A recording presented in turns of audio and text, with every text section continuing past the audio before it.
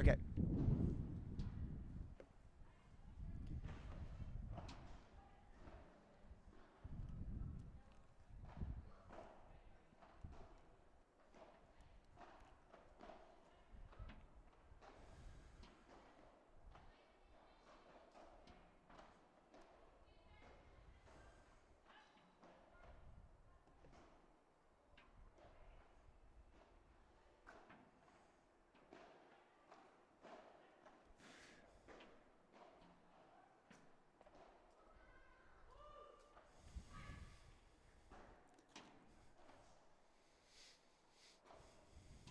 Testing, testing, 1, 2, 3, testing max, testing max.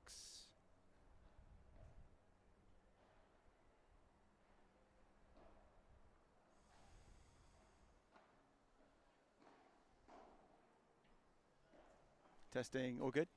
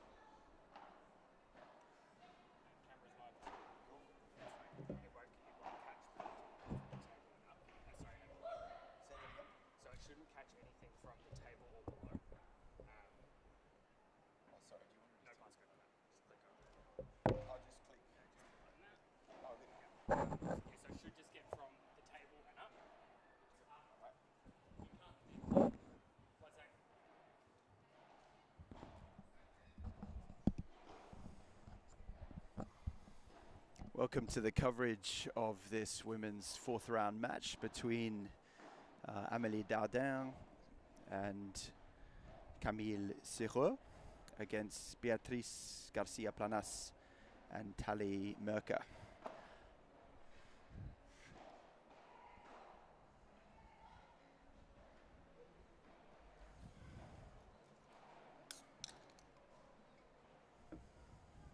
Garcia Planas to serve, love 15.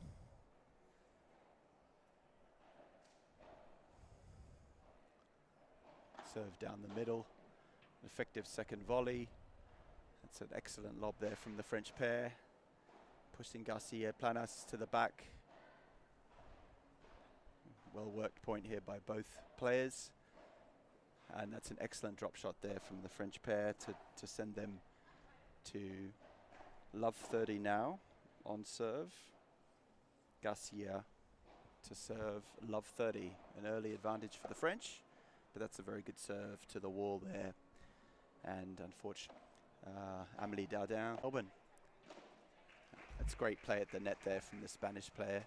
Garcia Planas and Merker forcing an error. As we know in paddle, the domination of the net is absolutely crucial. And the Spanish pair working their way into the match very effectively. Garcia Planas to serve 30-40, and again that effective serve to the glass, enabling them to take the net. The French fighting back well, and the French pair now have the net. Both pairs fighting now for control of that net position. Excellent lob from the Spanish pair. Both players now fighting for that control of the net, and a mistake there from Amélie Dardin, forcing the first golden point of the match in this women's fourth round quarterfinal. Spanish would be keen to hold serve. Again, that effective serve to the glass. The French now taking the net back. And an unfortunate error there from Tali Merker, which gives the French an early break. 1-0 now to Dardin-Serreux. Apologies to everyone for my French pronunciation. It's been a while since I took it in school. But that's an early break for the French. The wind seems to have died down. Everyone who's played paddle in Melbourne will know about the windy conditions, often blowing north to south. Today it has been coming from the Yarra River, hit towards the Yarra, as the locals like to say. I'm good, thanks. But the wind's died down a little bit.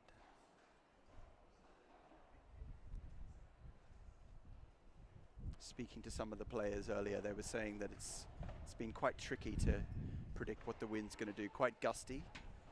Often you can hit directly to the Yarra River about a metre or two beyond the glass, and it will bring it back into the court. So north-south wind. Excellent serve there from the French pair, Amélie. And that gives them an early advantage in this second game. Already a break up against the Spanish. And they've managed to carve out an early advantage in this fourth round match. Excellent smash there. Both pairs fighting for control of the net. Again, we see that lob blowing about a metre north-south. Both pairs trying to get to grips with that wind. It's very tricky. That's an excellent drop shot there from Camille to give the French an early advantage in this game. 30 love, 1-0 up. Controlling the point well. Unfortunately there, another excellent serve, and Beatrice can only send that one back into the net. 2 love now to the French.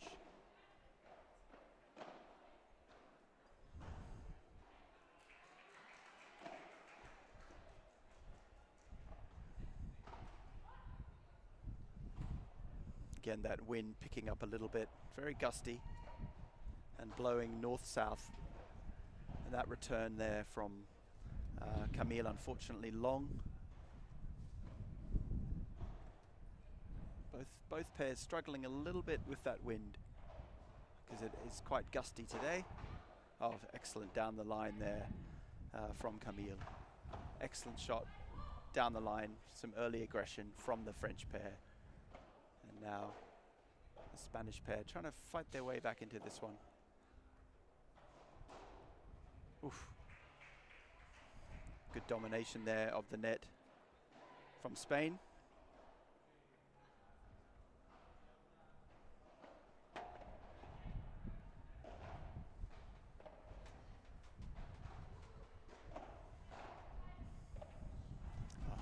That's excellent. The French pair really starting this one. Amélie and Marie and Camille starting very aggressive, putting a lot of pressure on the Spanish pair. Again, fight for the control of the net, and that lob there from the French, sending it long for 2-1. So they fought their way back into the game, Garcia Merca. 2-1 now. Interesting trivia for those watching online. If you're ever playing in Melbourne, I found this from a couple of local players. When you arrive in the morning, take a look at the flags. There's lots of flags out at the club, and you'll be able to see which way the wind is blowing, which is pretty crucial because for courts 1 and 4, you'll have typically a north to south or south to north breeze. It often means you can hit the ball into the breeze as hard as you like, and it will hold up. But from the other end, you can really only tap it, pretend you're lobbing to the opponent at the net, and the wind will take the ball all the way to the back of the court. And similarly, on the courts that run parallel to the Yarra River, you have to work out. Often it's a breeze blowing across the court, so that will dictate. You might often send the ball, 1 meter to the right or left outside the cage and have it blow back. So working that out, and to add even further complication, that can change during the course of a match. So working out the wind is a huge factor for all players. It's a rare mistake there from Tally down the line to give the French a 15-0 lead.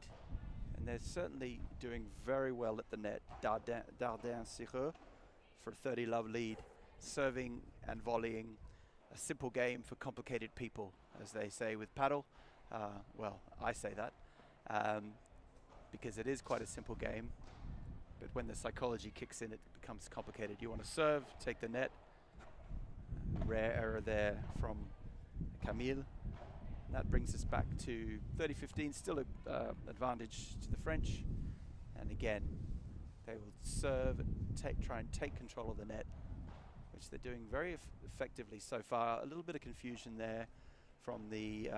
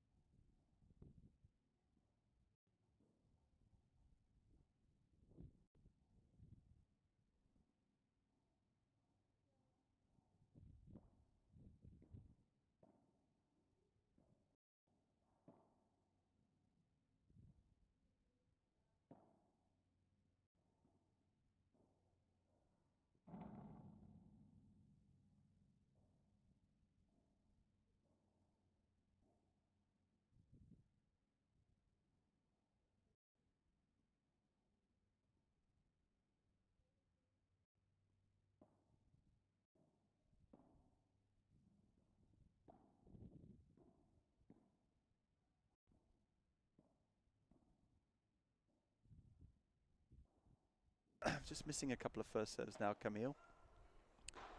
Excellent control of the net. And Amélie there, Amélie Dardin, able to effect a very successful smash for 40-15, taking control of the net, finishing the point when she needed to. That time, Camille has gone for the glass on the forehand serve, but she's put that in the net. 3 consecutive first serve errors. She'd probably be looking to improve on that percentage.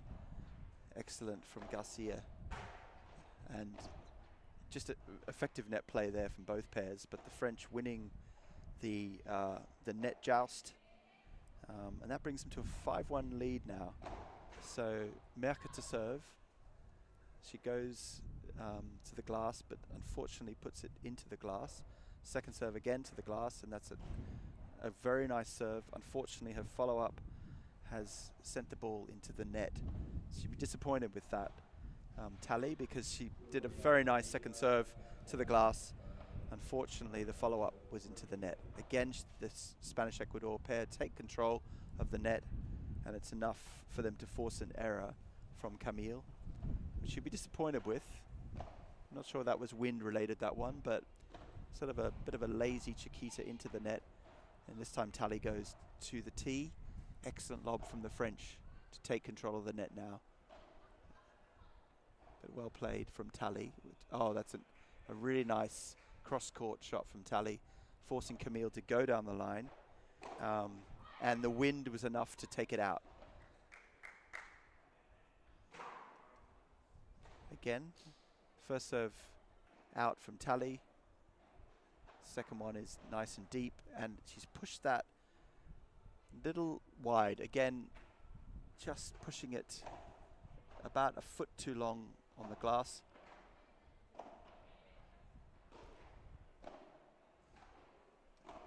A little bit of frustration now from Tally, because that's a couple of forehand volley errors that have followed on from some excellent serving. So she'd be frustrated that the serve is going well, but a couple of those volleys now going into the net threw her head up in frustration. We've all been there, some more than others. Speaking of myself there, that time Tally a little bit more conservative on that volley, because she's probably just concerned about some of those errors. Unfortunately, she's been put under a lot of pressure and sending a forehand wide. But we can see with the Spanish-Ecuador pair, particularly Tally, she may be looking to take a little bit off the volleys and get a few in just to build that confidence back. 6-1 to the French, Dardin sur against Garcia and Merke, women's 4th round clash. Your host here, Rob Gaylard. Unfortunately, no Matt Burrell this morning. He is attending to other family matters. So you're stuck with me, and you get the full stream of consciousness of what is going on in my head today, which really could be anything. My mind could be all over the place. So you might get me on politics or paddle or I don't know, anything really that comes to mind. But thank goodness at the moment I'm managing to stay focused on paddle, which is probably good for everyone. French quickly back out on court, and no surprise there. When you're 6-1 up after the first set, you want to keep that momentum going. Speaking to the Dutch pair earlier, they had Bo and Marcellus. They had an effective 6-love, 6-2 win. Bo and Marcella, they were saying that their focus was just to sort of understand the wind a little bit and focus on keeping their mistakes to the minimum. And I think both pairs would be feeling the same way. Good to see that Beatriz Garcia Planas and Tally Merke came back on court with a bit of a laugh and a smile on their face, which is good to see. So they look pretty light, sort of psychologically. The first point has gone to the French, though. Again, dominating the net, and with Camille effecting a very effective volley. Sorry, Marie. That was Marie-Amélie Dardin on serve with an effective volley for the first winner of the set. And unfortunately from Tally, the return of serve on the second point has gone long. 30-love to the French. Dardin on serve. Always handy to have the left-hander. Excellent there from both pairs. The volley there from Garcia Planas has gone long. 40 love now to Dardin. And an excellent drop volley there on the backhand. The French coming back very strong second set. 6-1, 1 love. Always handy to get that first game on serve and to love as well. So they'd be feeling pretty good. But Garcia, Planas and Merker, Beatrice and Tally to their friends, certainly seem to be, you know, in good spirits, not letting their heads drop, which is good to see. Crowd would love to see them fight their way back into this one. And the early serve has been called out from Camille on the backhand side. It's certainly very close. Probably the right call there. Garcia, Planas and Merker doing well there, taking control of the net. 15 love. So important to get a good serve in and then an early volley. Take that control of the net, serve to the tee, and an effective volley, a little short perhaps. The volley's a little short from the Spanish-Ecuador combination, and this could result to them losing control of the net, and indeed a mistake there. Probably the first couple of volleys were a little short. That allowed the French to take control of that point. Good serve from Garcia. The French again with effective defense though. Spanish taking control of the net. And very effective volleying there from Dardin-Sireux. 15-30. Garcia, Planas on serve, down the tee. Better volley to the back. More depth on that volley. Second one from Tally, a little short. Again, the French using that opportunity to take the net. And really good defense from the French. High, deep lobs and drives down the line from Dardin-Sireux. 15-40 now. An early break to Dardin-Sireux with Garcia on serve. She goes to the tee, but into the net. Second serve, longer. And they've taken control of the net now. And that's an excellent volley there from Tally on the backhand. Excellent volley for 30-40. Managed to send that deep to Camille.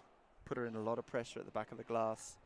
That's the kind of blueprint they'll be looking for now. An effective serve. And again, Tally, good early volley. Bandeja. Oh, but the French now looking for control of the net. And they've done it. The French have managed to wrest control of that point. And take a 2-0 lead early in the set. And I would say that's an excellent example of turning defense into attack. So Dardin with an excellent smash there. Good serve from Camille. Excellent smash from Marie. Camille on serve, serving to the glass. Brilliant smash. She does apologize there to Merker. She does just a nice little touch there, apologizing because the smash was quite close to her, but all's fair in love and war and paddle, as they say. Now again, the French, excellent, just putting so much pressure there, and that ball goes off the grate, and that's a pretty difficult shot there for Beatrice. Garcia came off the grate and just sort of rebounded almost straight back into her, and she sort of shrugs her shoulders, cursing her luck a little bit there.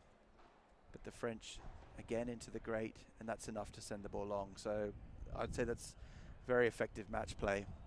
Serve volley, finishing the point when they had the chance with a couple of early smashes, and points 3 and 4 sending it into the grate. As any paddle player knows, putting it into the grate with a bit of spin is either going to see that ball drop or at least create a very difficult shot for the opponent, and that's what we saw there with points 3 and 4.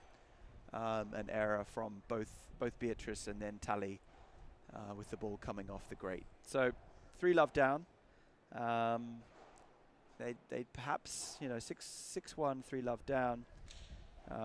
Garcia Merker would maybe looking to change things up a little bit. Initially, probably getting a good serve in and then setting up the point with some effective volleys. They may want to just get their volleys a little deeper to set up that a chance to kill it, and perhaps as well eliminate some of those errors that have been creeping in. Always hard against good players though, because of course, you know, they create the pressure for those errors. So it's a tough one now when you're 6-1, 3-love down. Do you push? Do you eliminate errors? Do you try and do both? That's a catch-22 if ever I heard of one. Tally to serve again. She's put it in the net, so she'd probably be wanting to up that first serve percentage. The second one, unfortunately, has gone long. So that's something you don't often see in double faults. That's Tally getting the round of cervezas at the end of the match with a rare double fault. And that one is a much more effective serve to the glass, which we've seen all 4 players do. Oh, brilliant. Brilliant from Tally there. Low pickup. Unfortunately, it's just gone a little bit long. So she'd be disappointed with that because it was an excellent pickup. But just rushed it a little bit and sent it long.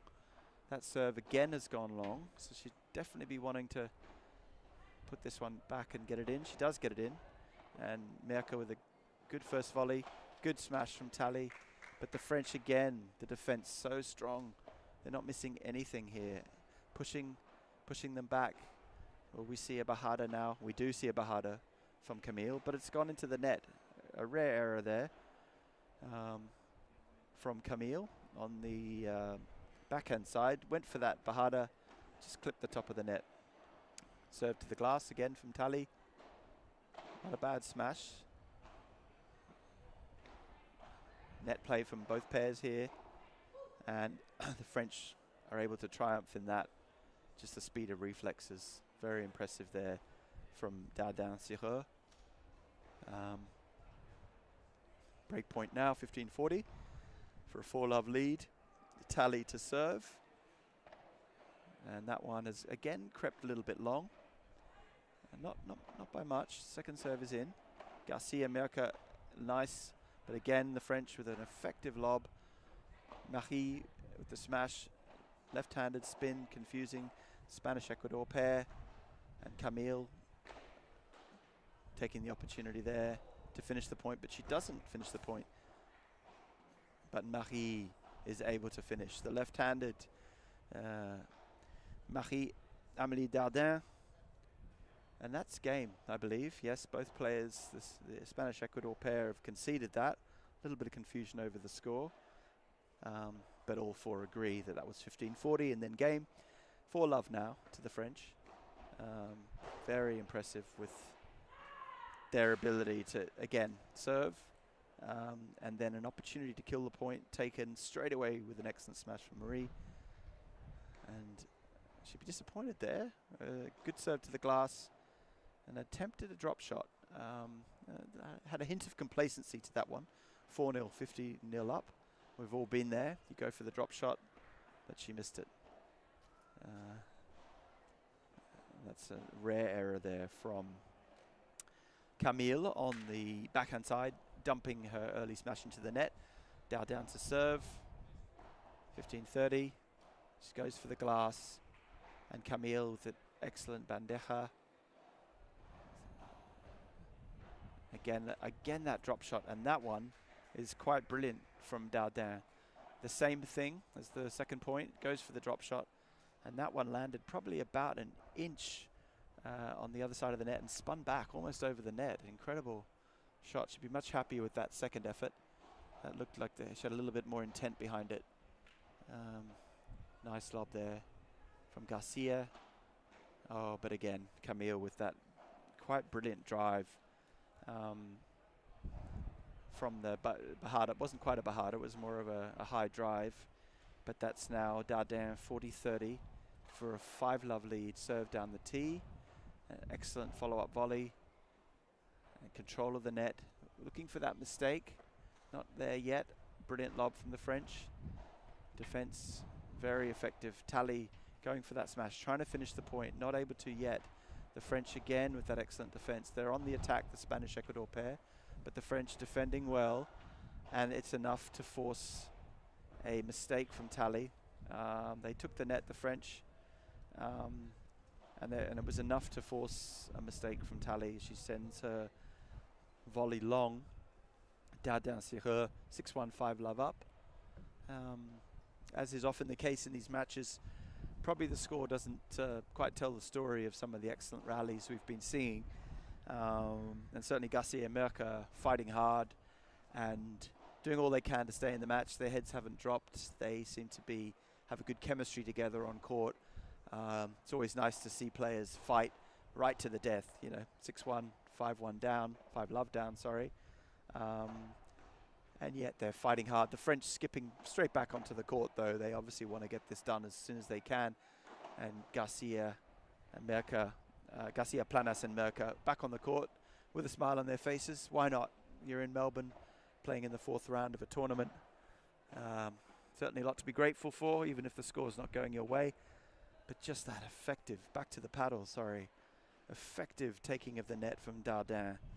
Just showing that initiative and sending the volley down the line. Garcia again with the serve to the glass. She hasn't varied that too much. And the French, oh, brilliant from Camille. When they get an opportunity to take the net, they do so, and they hit very effective volleys, moving the Spanish-Ecuador pair around. Love 30 now. Garcia on serve. A rare serve to the tee.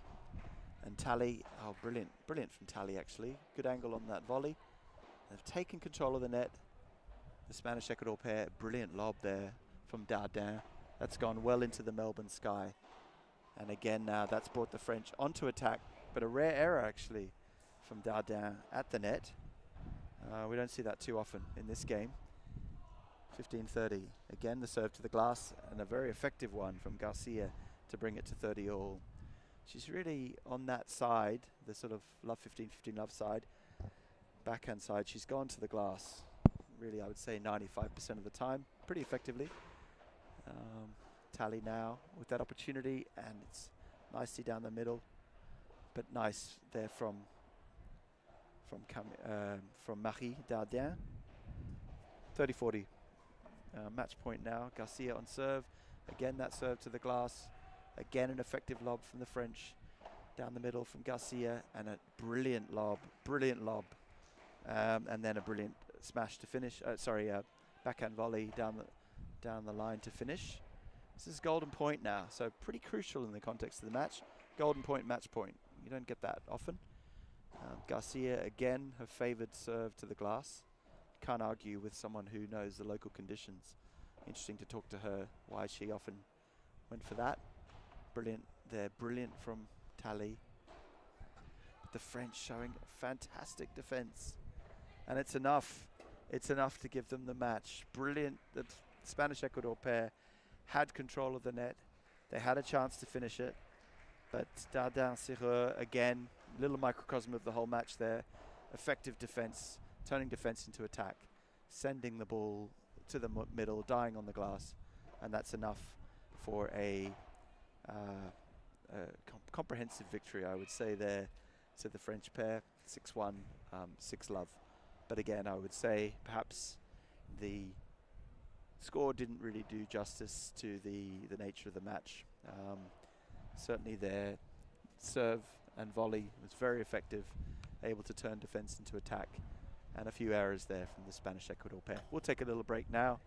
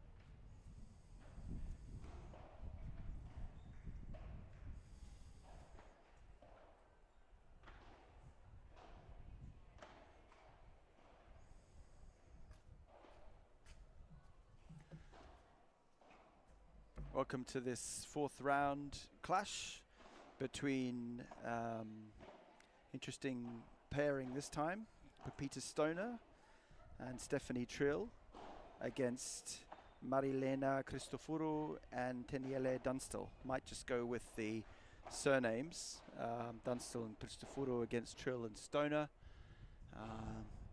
Should be an interesting matchup now on court number 2. As we see the players warming up.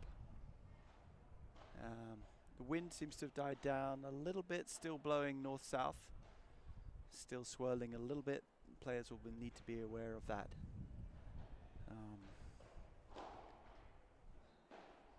Very good match, very high quality matches here today as we move towards the business end of the tournament. As we see the players warming up, just getting to grips with that wind there. Stephanie Trill, based just outside of Brighton in the UK, does a lot of coaching. I was speaking to her a couple of nights ago. She does some coaching with the Brighton Albion Football Club staff, introducing all of them to paddle. And Pep Stoner, full transparency, my sister. So I have to work out whether to be too nice or too mean to her on commentary, or try and strike a balance, be as objective as possible. Also, of course, doing a lot of work around empowering women in paddle, bringing women into the sport. Dunstall to serve. Trill with an excellent return there. First point of the match. Stephanie Trill sending a backhand cross court, and that's enough to force an early 15-love lead there. Pepita Stoner, effective lob. A little bit of confusion, but Stephanie taking that point. As the ball swirled at the back of the court, Stephanie stepped in and took that point and sent an effective lob along for a early 30-love lead. Love 30 now. Stephanie again with a nice, that lob going a little long. Again, the feature of the wind just sent it a little too close to the glass, and the wind was enough to take it wide. 15-30 now. And oh, but a lovely return there from Pep. Sister or not, objectively I have to call that as a very effective shot down the line. 15-40 now. Dunstall Cristoforo on serve. Stephanie Trill with a lovely return of serve cross court for an early break, and they'd be happy with that, Trill Stoner. A 1-0 early break. Dunstall and Cristoforo just working their way into the match. Keeping an eye on the body language. They're smiling. Both pairs happy to be here. Beautiful day in Melbourne, one of my favorite cities in the world. Incredible city on the Yarra River. Win or lose or draw. It's very rarely draws in paddle, but players very happy to be here for this fourth round clash. Interesting to see who serves first. Perhaps Stephanie looks like she's got the balls. Giving a little wave to the commentary booth there. Looking very comfortable now. Stephanie Trill to serve. A little bit of a chat, but they will have worked out their tactics beforehand. Perhaps some adjustments on the basis of what they saw in the warm-up. And now we see Dunstall being greeted by one of her friends. Always nice to see, but a rare event for a fan to invade the court after game 1. Provide a little bit of support there. Brilliant from Stephanie. Stephanie's serve to the glass, too much for Dunstall, and that gives them a 15-love lead. Second serve again to the glass, and that's enough for a 30-love lead because the return of serve was put straight into the grate. That time down the tee, but long to Cristoforo. Second serve into the net, unfortunately. That brings up a 40-love lead. Effective serving here from Stephanie Trill, a veteran of the game, tennis player, tennis coach, paddle coach. Serve down the tee. It's a rare ace to Dunstall. You don't see that too often in paddle. As Matt Burrell says, no such thing as a good serve. But on that occasion, we have to acknowledge that it was an ace. And that brings up Cristoforo to serve. Marilena Cristoforo. Love to. Going for the glass. Unfortunately putting it in the net. Second serve. Nice and deep, but nice from Stephanie. Pep going for the lob. And that's an effective lob into the wind.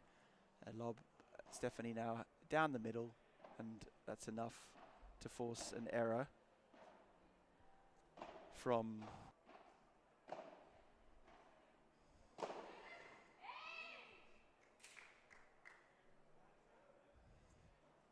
serve from Cristoforo to the glass. And the follow-up volley, unfortunately, has been sent wide and long, actually, into the glass. So they'd be wanting to eliminate those errors at the net if possible. Excellent serve into the glass, and Stephanie can only return that. In fact, it's gone long. Interestingly enough, I thought that was in. Love 30. Oh, a rare error from Stephanie. Done still Cristoforo now. 15-30. Just she's not too happy with herself there, because she'll know that those returns of serve very important, especially early in the match. As you work your way into the match, get all your returns in if possible. Cristoforo to serve to Stoner. 15-30. And Pep Stoner sending that one wide. And again, both Stoner and Trill will be cognizant of those return of serve errors and looking to fix that pretty quickly. Really need to get that return in. And that serve wide again from Marilena. She might be looking to just increase the percentage of first serves that are going in, because that's releasing a lot of pressure on the opposition. Nice from Stephanie, down the middle. High percentage shot. Return a serve, backhand slice, down the middle, causing just a touch of confusion with Dunstall Trill. And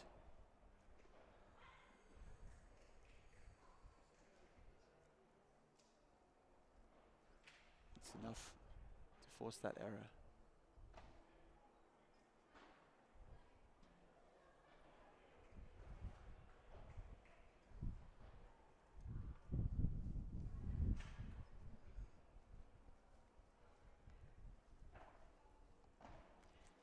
Golden point now.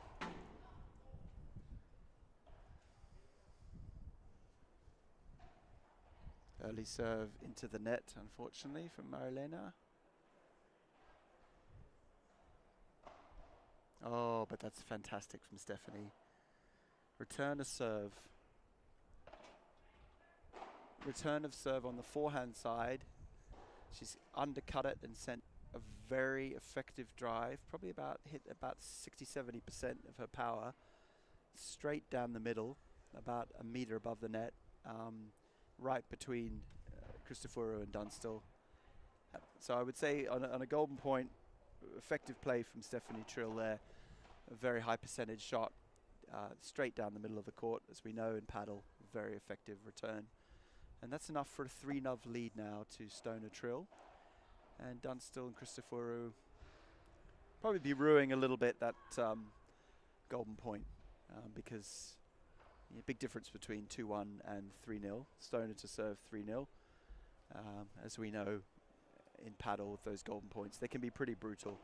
And often when you're slightly behind the game, they tend to go against you. It's maybe a variation of Sod's Law or Murphy's Law. Stoner to serve, and just getting some effective volleys there at the net. But Dunstall, Marilena returning it nicely, actually. Brilliant from Stoner.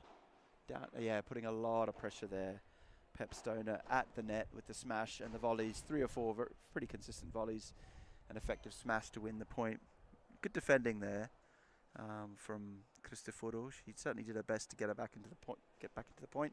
Stoner serves, and Trill, with a rare error there at the net. She had an opportunity to finish that, and she just dumped it into the top of the net. Stoner to serve, 15-all.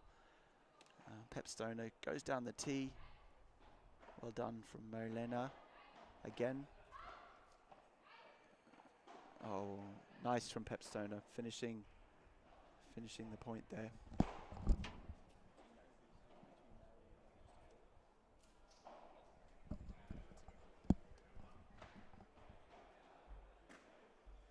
Marlena now at the back, just sending that one long there with that lob. That's enough for a 15-40 lead now. Teniele to return serve, and it's gone long. It's gone long, unfortunately there. Teniele Dunstall has sent her return of serve long, and that brings up an early 4-0 lead now to Stoner and Trill against Marilena Christoforu and Teniele Dunstall. Marilena now to serve with the 5th game of the match. She's put that first serve in the bottom of the net. Second one is in. Stephanie with a lovely backhand lob, pushing them back, and Stoner with a chance now to finish. And she's sent it quite an effective shot to the back, which Marilena can only send long. So 15 love now. Marilena on serve. It's gone slightly long. And the second one to the Stoner forehand, and Stoner with a nice lob there. John O'Brikey, one of the stars of the tour, walking past me. Stephanie Trill with an early mistake there. 15 all. Marilena to serve. 15 all. Love 4. Quick chat from Marilena and Teniele. Just checking on the score there. But 15 all, we've all been there. A little bit of confusion. First serve hits the grate, as we know in paddle, that's out on the serve. Second one again to the Trill backhand, and that is a very effective cut return across court from Stephanie Trill, one of her go-to shots, I would say. 15-30 now. An early sniff at a further break for Stoner Trill. Marilena to serve, her customary backspin. Concentrating on Stoner at the moment. Short lob, but unfortunately Marilena, a little bit confused by the wind perhaps, can only send that into the net. 15-40 now. Trill again, going long with the lob. Stoner with a chance for the Bajada, and it's in the middle of the court, and it's enough to win that point. Smart play, I would say, from Stoner Trill. An effective lob from Stephanie to the back, and then Stoner with a chance to just send a undercut shot down the middle of the court, forcing the error from Marilena Christoforu. And that brings up a 5-0 lead now. Stephanie Trill and Pepita Stoner off to a 5-0 lead in the women's 4th round match. They'd be pretty happy with that progress, but knowing that they can't let complacency creep in, the match can quickly turn around. And Marilena and Teniele, Marilena Christoforu, Teniele Dunstall, look pretty relaxed actually. They look pretty calm, which is more than can be said for me after my 3rd cup of coffee. Pretty fired up now. Stephanie Trill to serve, 5-0, down the tee. Stoner with a chance to finish, but they've managed to push Trill and Stoner back, but Stoner Trill take the net again, and a very effective from Pep Stoner there. Just sending it down the middle, and that was enough to cause confusion in the opponents. Fantastic serve from Stephanie. I think all 4 know that that was in. Down the tee, or are they calling it out? I think they've acknowledged that that was clearly in. Yeah, yes, 30-0. Customary Trill serve straight down the tee. She seems to like to go to the tee, and she's done so again for a 40 love lead. Very effective match play from Stoner Trill here. Just doing what they have to do to maintain and build on this lead. Serve to the glass. Marilena has put that in the net, and that's enough for a 1-set-to-love lead for Stoner Trill. 6-love. I think a well-deserved 6-love victory. There were some decent rallies there. Perhaps 6-love might be a little bit unfair on Christoforu Dunstall, but they'd be looking to try to eliminate some of those mistakes. Stoner Trill at the moment just playing effectively and really waiting on the mistake from the opponent. 10 ELA now. Dunstall to serve. First serve is out, second serve is nice and deep, but a very effective Stephanie return straight down the middle. Marilena showing a little bit of frustration there, throwing her arms up in despair, perhaps unable to work out why that shot has been so effective. They probably need to close off that gap in the middle because Stephanie's getting a lot of free points in that middle section. Let's see if they can adjust. First serve is out from Teniele. She'll be looking to increase that first serve percentage. Good lob from Pep, right to the back, but a nice lob as well from Teniele. Stephanie now unable to capitalize,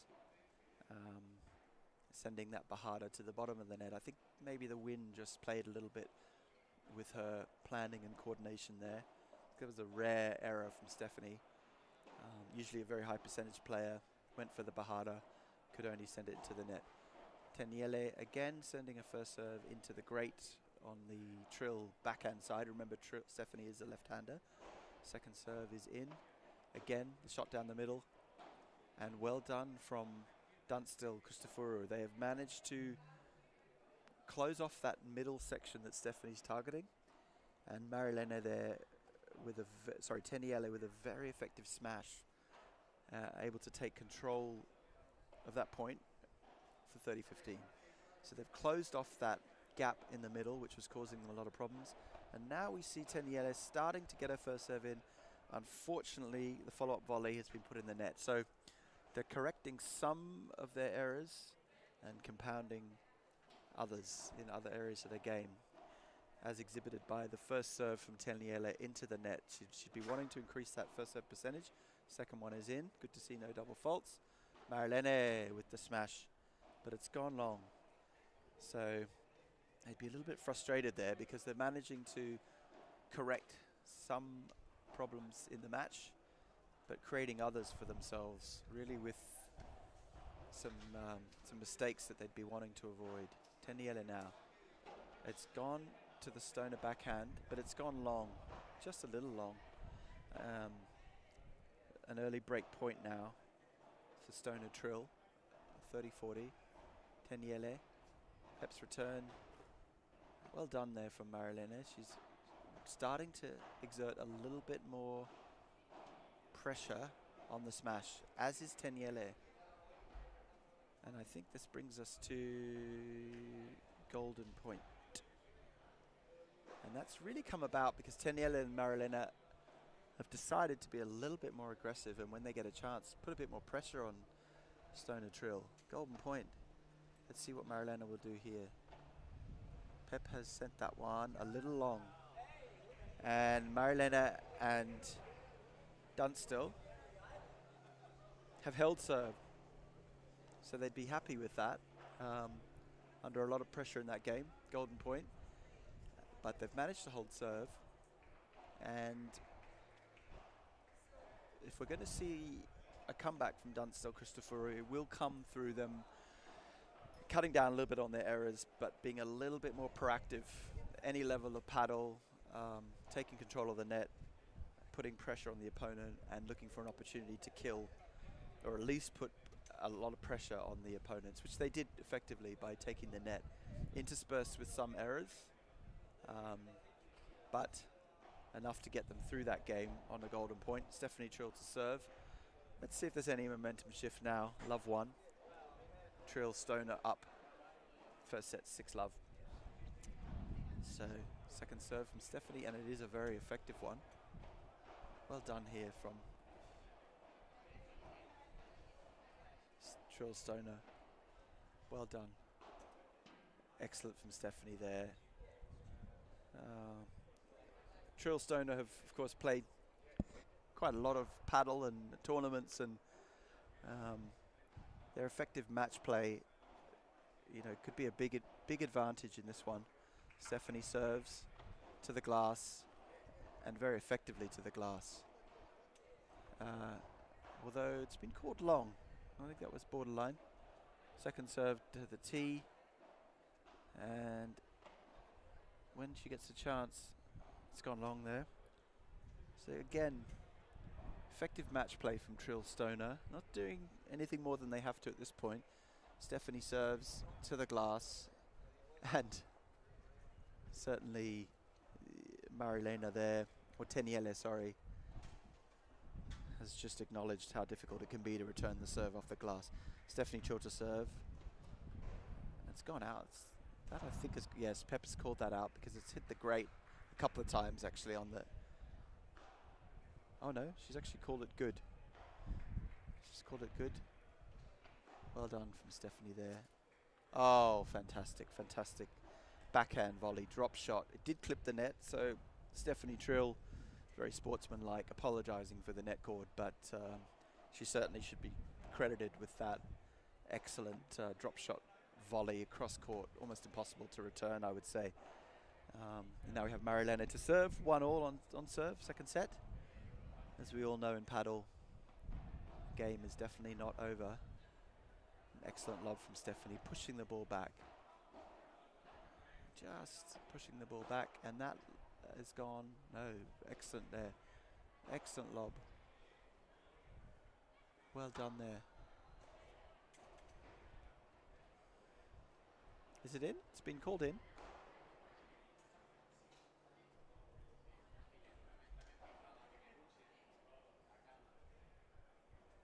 They've called that in.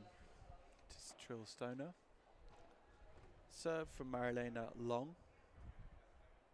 Both pairs would be looking, particularly Marilena Teniele, to just increase that first serve percentage. Put a lot of pressure on yourself when you miss a lot of first serves. But Marilena now just looking to show a little bit more initiative at the net, which is good to see. But Stephanie showing her excellent match play experience, enough to win that point by sending it down the line. Marilena to serve, love 30 I believe, because I think Trill Stoner won the first point. And Stephanie again with that, the feature of her play has been that return down the middle. Teniele going long, the wind is going to keep that in, and Stoner, oh, doing enough to get the ball back. And unfortunately Teniele at the net, she can see the humour in that because it was lobbing up at a very gentle pace in the middle. She's stretched for it, but the gust of wind has taken it a little bit away from her. And so she's good that she can laugh about that misfortune. Well done from Marilena. And Teniele as well, but unfortunately that backhand has gone long. And that is enough for a... I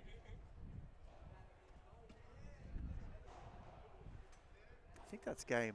Yeah, they've called it game. Both pairs admitting that that was game. There was a little confusion on the first point, but it did go to Trill Stoner, so enough for a 2-1 lead and an early break in the second set.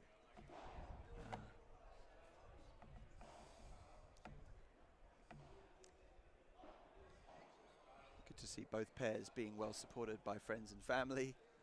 Everyone with a smile on their face. Perhaps some informal coaching going on there. Any advantage you can get at this point is welcome. Stephanie Trill, Pep Stoner back on court. Looking pretty calm, but Marilena and Teniele as well with a big smile on their face.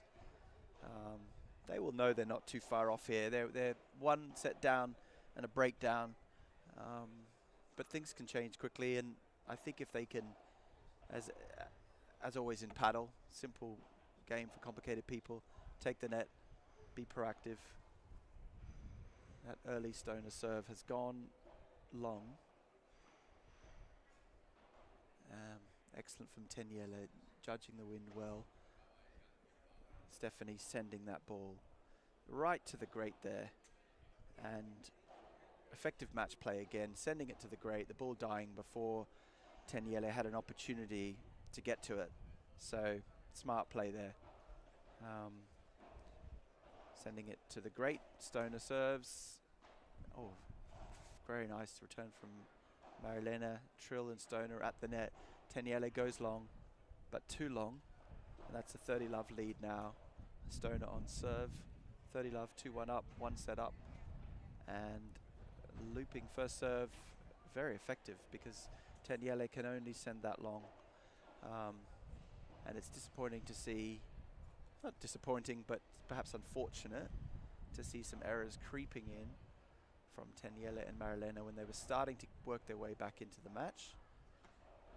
Well done though, well done from Marilena and Teniele, because they're starting to take that net and be a little bit more proactive. The Stoner lob is effective. Both pairs seeking control of the net. Trill and Stoner defending effectively. Pep with the Bajada, and she's hit it nicely. Stephanie at the back, she'll go along with the lob as she often does. Teniele, confusion between Stoner and Trill. They've both gone for it. Neither one of them has hit it, unfortunately, for them. But as we know in paddle, effective from Teniele, sending it nice and slow to the back, dying at the back, and you could almost see the psychology of Trill, Stoner, who's taking it. We've all been there. You take it, I take it, you take it, I take it. But nice from Stephanie. She's got an opportunity at the net, and she's managed to finish it for a 3-1 lead. Smash at the net.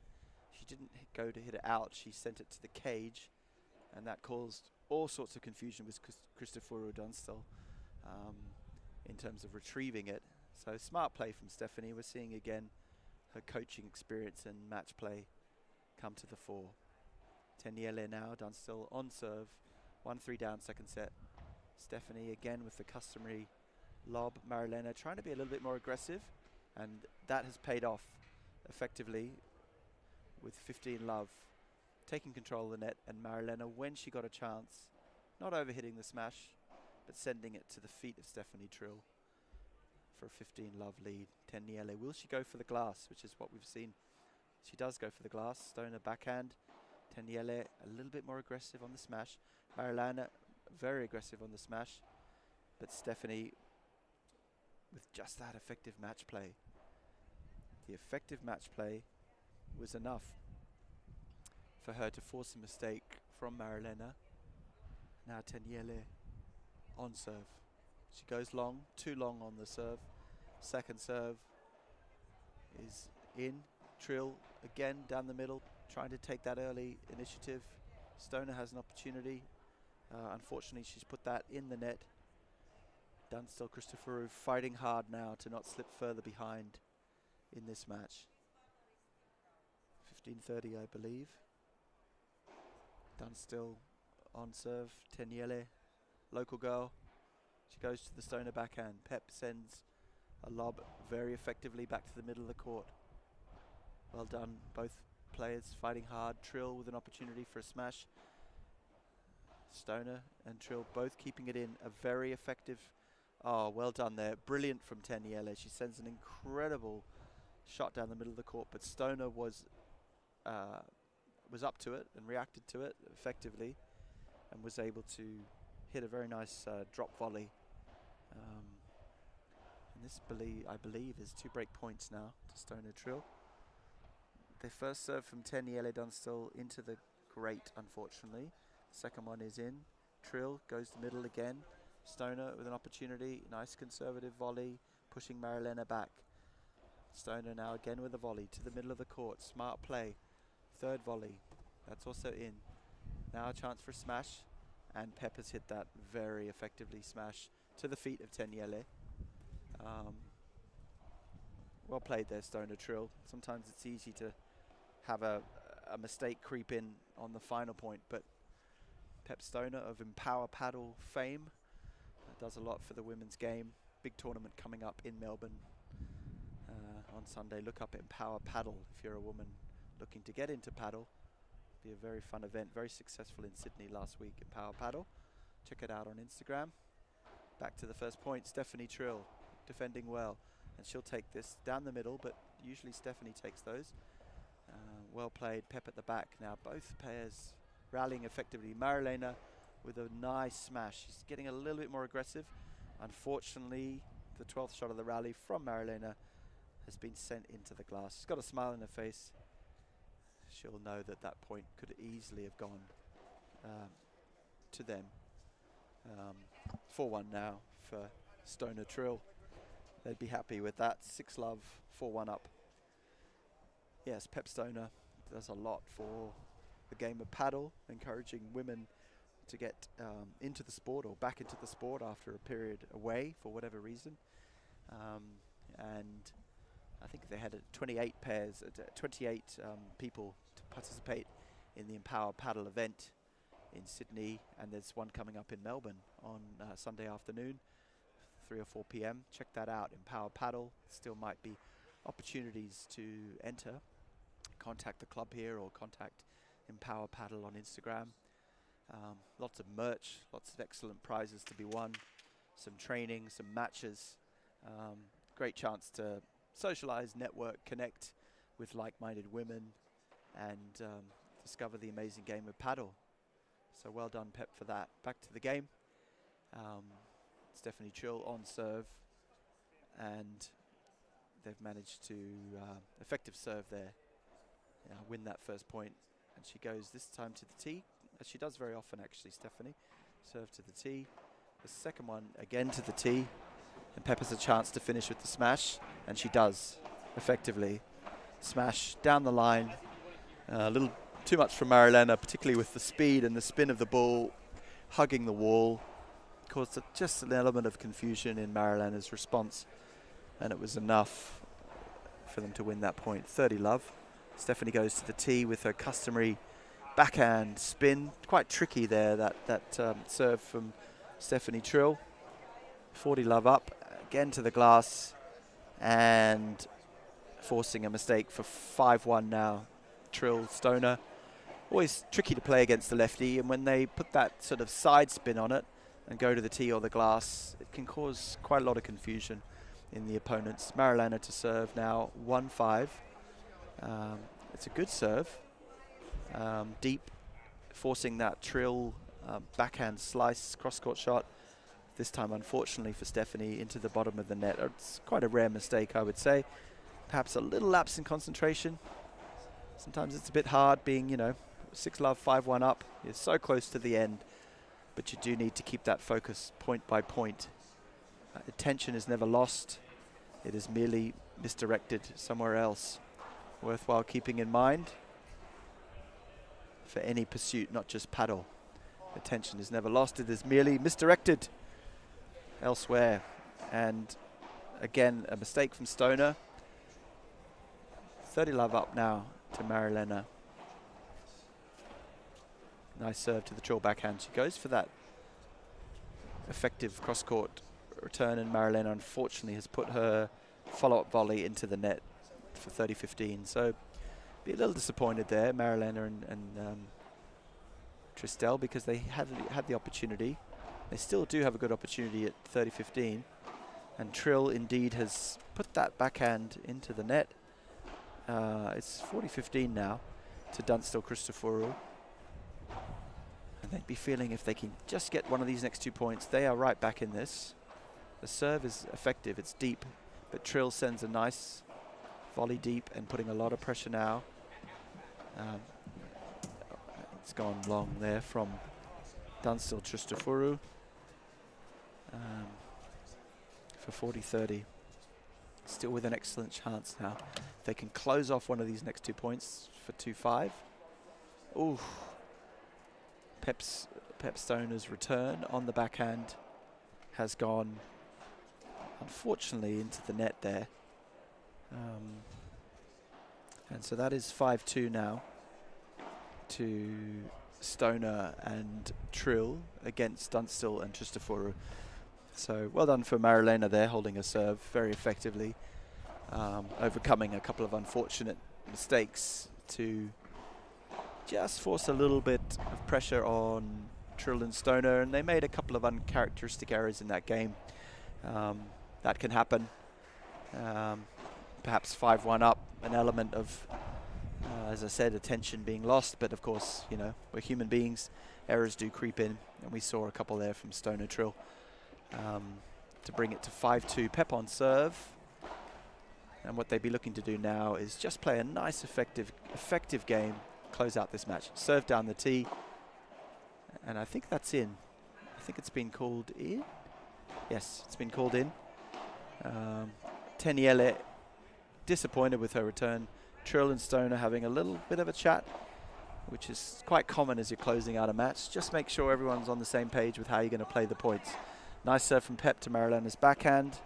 It's been sent long, 30 love. 2 points now from Victory. Stoner again goes to the tee. Teniele sends quite an effective lob back, but Stoner's lob is also good. And Teniele with a fantastic cross court, sort of a half Bahada, half forehand undercut. Quite a strange shot for paddle, but certainly very effective. 30-15 now. Stoner, first serve a touch long to the Marilena backhand. Unfortunate because the return was sent wide. Second serve is again to the backhand, and again Marilena unfortunately sends that backhand long. She'd be disappointed there because there's 2 returner serves that have been sent long in a crucial game, and this is now 3 match points for Stoner Trill. Will Pep again go down the tee? She does. She goes down the tee to the Teniele backhand, concentrating on Marilena, and Marilena unfortunately has sent that long, and that is enough for Stoner Trill to take the match. 6 love, 6-2. Smiles all round. Very nice match. Stoner Trill in the end just having a little bit too much match play experience there against Teniele and Marilena, who fought very hard. Just looking at the body language, taking some sips of water, smiles on their faces. They'll have been, you know, grateful and privileged to play here on the 4th round. Seem to have a very good chemistry.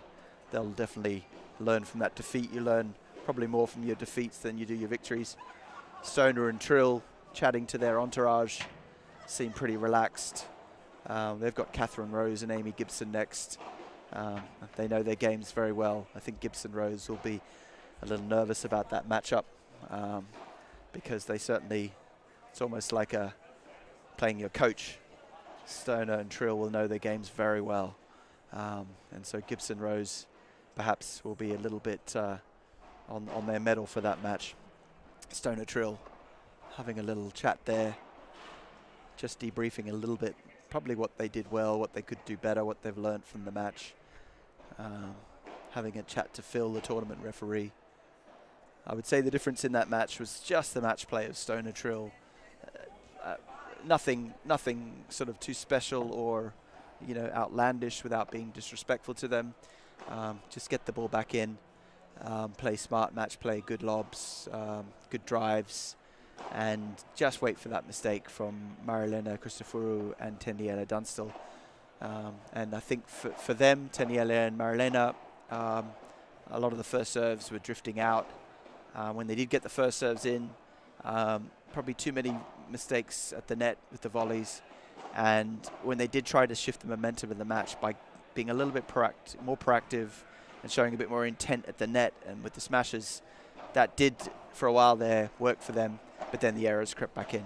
So enough for Trill and Stoner to go through. They're now Pep's having a bit of a chat with Marilena and Teniele. Stephanie wandering over, showing good sportsmanship there, perhaps sharing their love of paddle, tips on paddle, maybe even Pep telling them about the Empower Paddle event. I believe Marilena is already playing on Sunday in the Empower Paddle women's event at the club from 4 p.m. on Sunday. So make sure you check that out on Empower Paddle, and also at the Game4Padel event. If you're a lady who would like to get into or get back into the sport of paddle, Marilena and Teniele now being greeted by their friends, no doubt very proud of their performance here at the Australian Open. So Trill and Stoner through to a match-up with Amy Gibson and Catherine Rose. That will be around 4 p.m. And at that point, we might take a little break in the commentary and see you back here for the next match.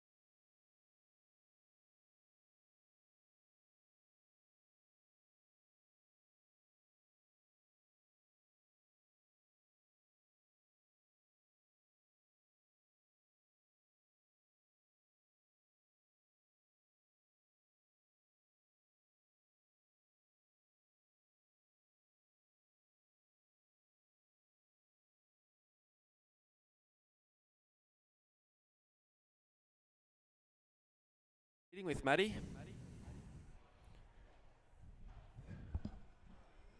Let us know we're on, is he? What are we leading with? What's this? Was that yours? Mics are on. Are we live now? Are we live now too? With the commentary. Should we be able to hear each other? Hello? Hello?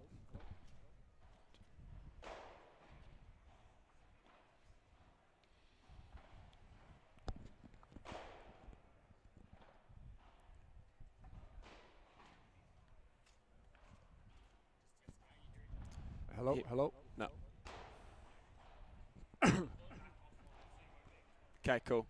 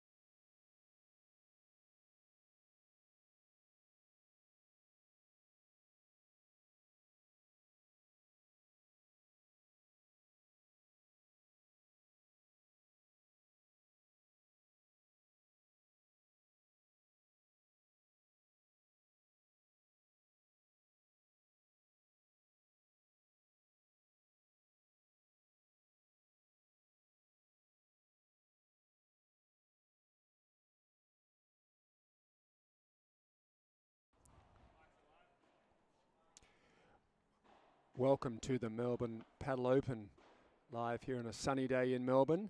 It's Matty Burrell here in the commentary box, joined by my fellow Byron Bay friend and Padel compatriot, Timmy Lanyon. Welcome, Timmy. Matty. How are you?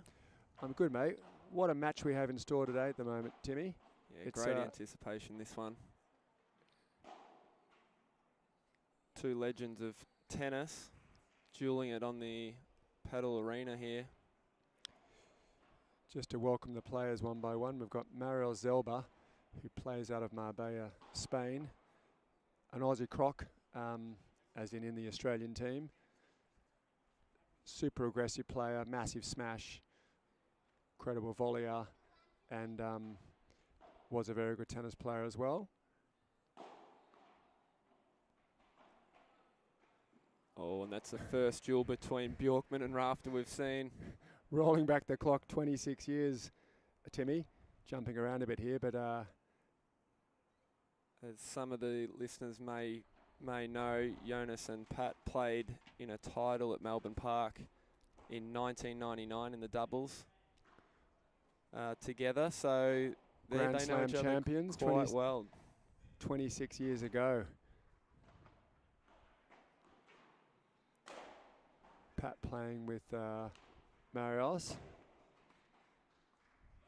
And it's an opening service game for Rafter and Zelba there. We're 1-1 with Jonas Bjorkman to serve. Down the other end, Matty. So we've got Jonas Bjorkman and Sammy Ashton. Sammy also a regular member of the Aussie Crocs national team for Australia. So Sam and Marios know each other's games super well. Both traditionally left side players. Both have lovely smashes, viboras, and move super well. Big smash from Jonas again. These older guys, Timmy, are acting like they're in the 20s again. What's going on here? They're winding back the clock, and they've found some young bucks to jump on the shoulders of, but they're playing some fantastic paddle this weekend. And just going back to that doubles title at the Australian Open with Jonas and Pat, 5-set win in against the Indian pair of Babardi and Pays. Quite the victory back when doubles was still best of 5 sets.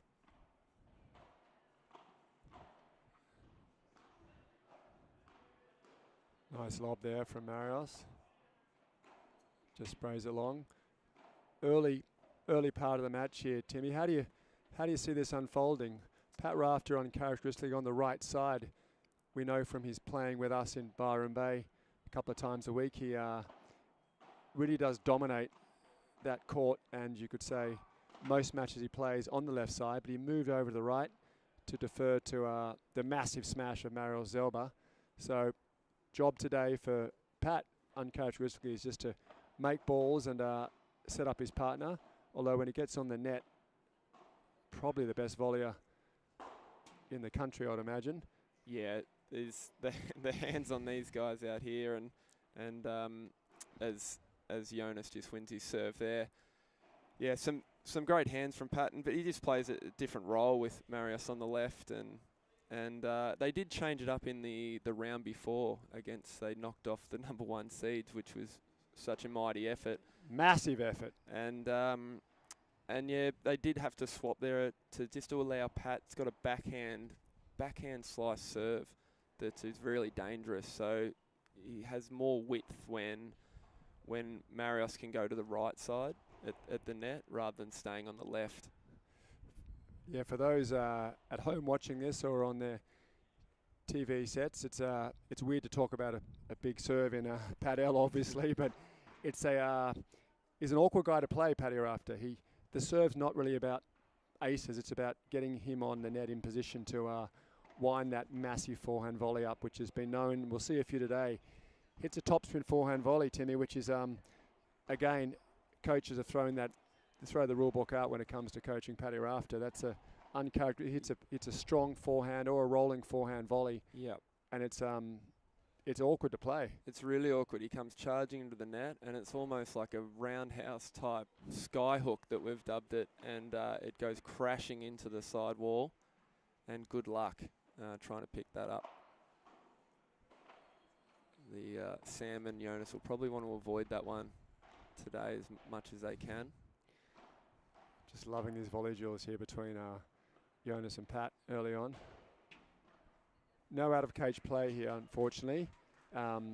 Within the FIP rules that we need all courts to have out of cage access. We're in the round 2 here, so that will be introduced, I think, in the quarterfinals or maybe semi-finals, because we can isolate 2 courts that do have out of cage play, and then we can get into it there. So in the meantime, a big smash is fantastic here, and obviously gets you the 3 points, but you'll find the players blocking the ball, Timmy, rather than letting him go. Yeah, it's as good a tactic as any. When these guys line up, it's going to hit the wall and most likely go back over the net or outside of the cage. So the tactic being to take it on the bounce is a strong one. And as Pat tagged his old partner. Okay, he set the tone early. He's laughing. There we go. He's laughing out there. Jonas laughing too, and obviously good mates and stay in touch. It's game on now, I'd imagine, after that. There we go. That ball was going about 6 metres out, I think, Timmy. Probably. It's hard to get out of the way of it when Pat decides to wind up. We've got a little crowd building here all around. We've got some fans outdoors in the sun just by the Yarra River there, here at the Docklands at Game4Padel. Very picturesque club here. There's Maris with another massive smash. It's the first big smash of the day. We're chatting earlier to the players, Timmy, before they donned the court, and always nice to get the smashes in early when the balls aren't so fluffy. The balls are fluffed up a little bit here fairly quickly, and the court's not the fastest court. I'd say it's wow. Oh, it's a great return from Sam. Unbelievable. It's volley from Pat. They still Pat move so well, huh? Maris holds his serve there 2-all. Yeah, they've obviously kept themselves in really good condition in their later stages, but Pat obviously is staying fit, and Jonas playing a lot of paddle and still other tennis events. You might know more about that, Matt. What Jonas is doing to stay fit as Pat just flicks a backhand down the line. Acts like he didn't mean it as usual. Probably the top 2 humble guys and that ever won Grand Slams in tennis, huh? These guys don't take it that seriously, but are very good players. So we've got a love 30 here. So first real look at kind of a potential break of serve here. Jonas and Sam will want to hold this point. Another little flick off a half volley from Rafter. Zelba lob.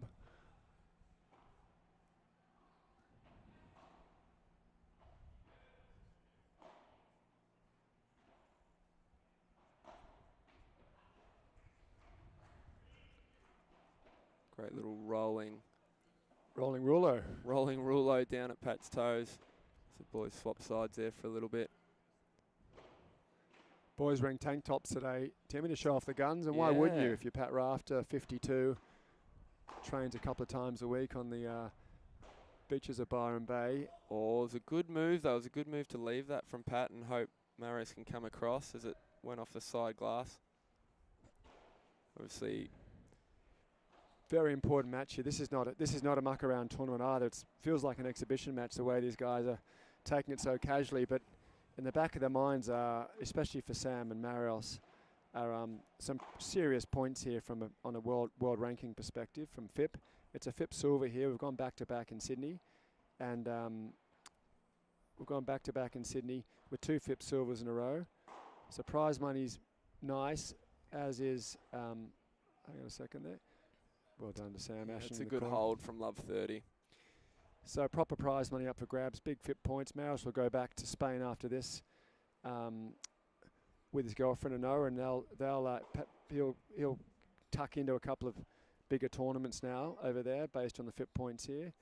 Also, Timmy, taking out yesterday the number one seeds from Portugal couple of young players who are very, very good, rated about 120 in the world and 127, something like that in the world, 137 in the world. So proper players, full-time players, training full-time, and unbelievable victory. They just, I wouldn't say hustled their way through. They even outplayed them, I'd say, in the second and third sets, and they matched it with them. But it's always awkward when you're playing good closing volleyers, and it was a battle of tennis versus padel yesterday, and the tennis guys got up basically.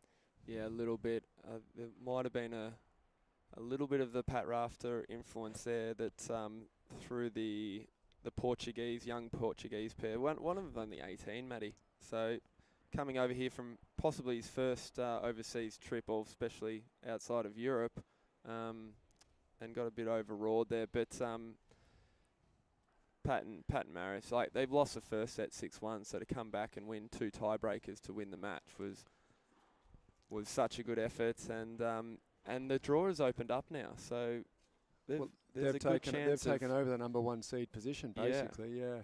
So the winner of this will play the winner of the 8 seeds in Don Bouchard and Max, the golden wrist Soval from Finland, or Blake Brookman or Jason Wright, that is on currently on another court right now, with a chance of that quarterfinal match going to a semi-final. So bit up for grabs here, Matty. There are. One way or another, there's going to be an Aussie in the semi-final, this big international FIP silver event. Great jump there from Sammy, getting out of the way. Jonas with a very clever lob. Oh, he still can move, can't he? Jonas with some of the best hands you've seen on the tennis court. Yeah, Pat Rafter were chatting to prior to this match. He said, look, there's just no way you beat Jonas with the hands. His best volley that he believes in his time frame ever gracing the courts. Yeah, 9 doubles titles, Matty. So in Grand Slam titles. So that's an unbelievable effort from Jonas. And for an accomplished singles player too, Jonas. 4 in the world at one stage, semi-finals in Grand Slam singles. And a Davis Cup too, huh? 3 Davis Cups.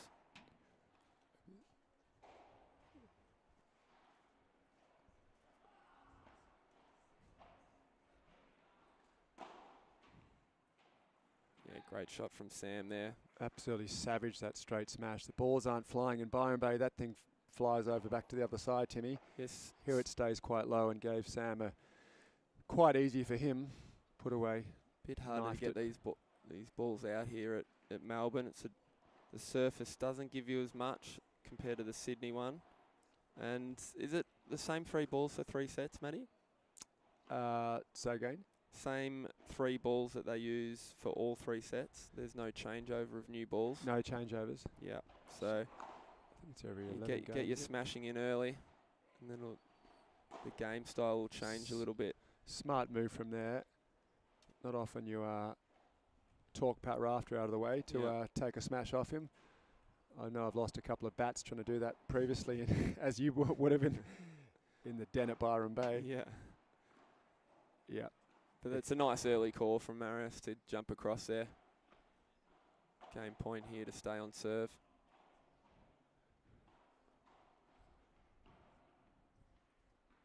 He was probably the best player on the court in yesterday's match against the Portuguese #1 seeds too, in my opinion.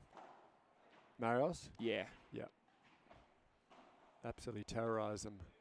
Just moves so well, and he... it's a great shot from Pat to hold serve. It's 3-3. Trying to get out the gate, I'd imagine, with a bit of Hollywood touch there. He might have been aiming for that, but anything on the cage is going to be trouble, isn't it? It is, yeah. 1 in 3 chance of it spraying a different direction than what you expect, so may as well aim that direction. A lot of the good players knife their backhand volleys cross-court back into the cage on purpose, we're chatting about before. Seems to be the go-to shot for all the good players. Oh, there we go. Pat charges the net, little chip and charge. That's it. We've I reckon seen it's that for many years. 2-1 Rafter over Bjorkman so far on the chip and charge stakes. There might be a few eyes on these two dueling today. He's just so consistent, Jonas. Just doesn't miss. So just trading jabs at the moment, these two, like 3-all. 3 or 15 all, 3 dead or even so 15 all, far. dead even. But these guys had a really good training hit out a couple of days ago, Matty. I think they were on there for about 6 sets in a row. They did. So they were feeling each other up then and probably knew the draw and how it may have panned out. Splitting sets, I reckon. So I think they're all pretty even going into this, psychologically and in reality.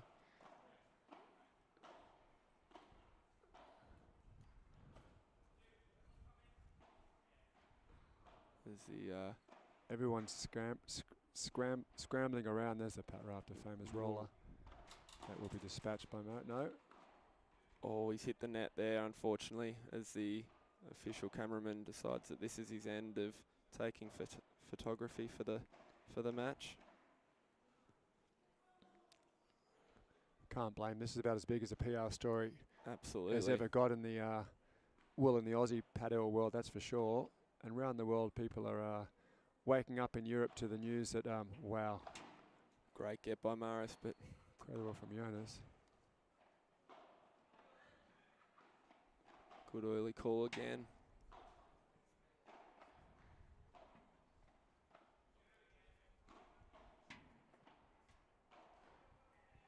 We've got an actual match behind us. I was just getting a little bit annoyed for a second that a kid was hitting the ball against the commentary box second court here, but it's actually Tim Brown hitting of a borer against the wall there, playing a big match against the number 3 seed from Spain who didn't play Sydney.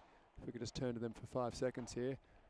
Playing in their rally outfits, the boys from Timmy Brown and Andreas, number 1 pair in Australia, taking on number 3 seeds, trying to replicate what Marios and Paddy Rafter did yesterday.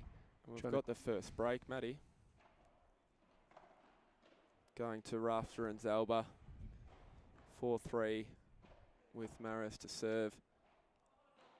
And we're also lucky enough not only to have these past champions play in this event. We've also had in the women's side Sarah Rani, who's currently going to play the doubles, and don't think she made it through the qualifying of singles, but is a very accomplished doubles player. They just got knocked out this morning, but how good is that to have a current tennis player playing in this tournament at the same time? Just to put that in perspective, so we're talking about day 2 or 3 here at the earlier rounds of the Melbourne Padel Open, I should say, home of the Aussie Open. We've got Olympic gold medalist doubles player Arani there, plus Sarah Arani there, plus she's taken a couple of Grand Slams too, actually, Timmy, 2 or 3 Grand Slams. Yeah, more than that, I think, around 5 or 6, mate. Yeah, amazing. Very accomplished doubles player. And she lost earlier this morning to someone, which is super interesting as well, Nerea, who got to the finals in, Nerea Gonzalez, who got to the finals in Sydney and lost narrowly there with her partner, Carla. Carla's the number 1 player in the world, Tim, junior in the world in padel. Yeah. And she's here as well, just quietly going about her business. And yeah, they played super well in Sydney, those 2 girls, and yeah, a chance to win it here as well. And that's who took out the double specialists Italians this morning about an hour ago. So it's full tennis meets paddle action over here, as you'd expect at the Aussie Open. Good lob there from Sam. We've got all the 3rd round matches on at the moment, Matty. We've got local boy, old Sydney guy, Jono Baricki, playing with a Sydney coach against the guys that won Sydney, Guillaume and Joel. So that's a tough match. That's a tough matchup. Jono's improved big time over the year. He's a real Aussie to watch. He's flown up the rankings. He's number 10 in Australia right now, Jono. And his sister, Jess. It's a family affair. Jess is the number 1 Aussie ranked player at the moment as well. So it's they're obviously a good family and a good tennis heritage as well. Paddy Rafter. Yeah, they've gone early with the changing with Pat's serve as well, Matty, to try and get that little bit more width with Pat's backhand slice. Keep an eye on that. Also, it gets Pat that middle volley in the middle, and he gets to control the point a bit more, which is a bit more familiar with That's going to be. Yeah, that lob needs to be deeper there from Jonas, but another low serve.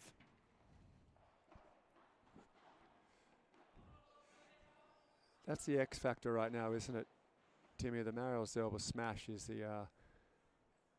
Yeah, well, I think the boys have got 3 points early on. Yeah, the boys up the other end here in Pat and Marius have got the two big weapons. Jonas is going to be the steady player with the great hands at the net. Sam's got the big kick out, but yeah, Pat and Marius have got probably the more weapons, so may make more errors, but That's have got that ability to kick the ball out. Jonas might come into this once the balls get a little older as well. Jonas also, of course, is the coach of the Swedish national team, which is ranked 5 or 6 in the world, Sweden. They're absolute juggernauts of players. Second most courts in the world are in Sweden. They went really hard in court openings and club openings during COVID. They trimmed back a bit in the number of courts and clubs they've got there now, but Jonas' son, Max Bjorkman, is also, wow. Forget. This is the dinking stuff that you might see in pickleball a bit more, that Pat Rafter and Jonas are absolute specialists at. You do not want to get in a dinking competition with these guys. I just run back straight away if I feel that's going to happen in a volley duel. And Pat says, do not go backwards. He does do that too.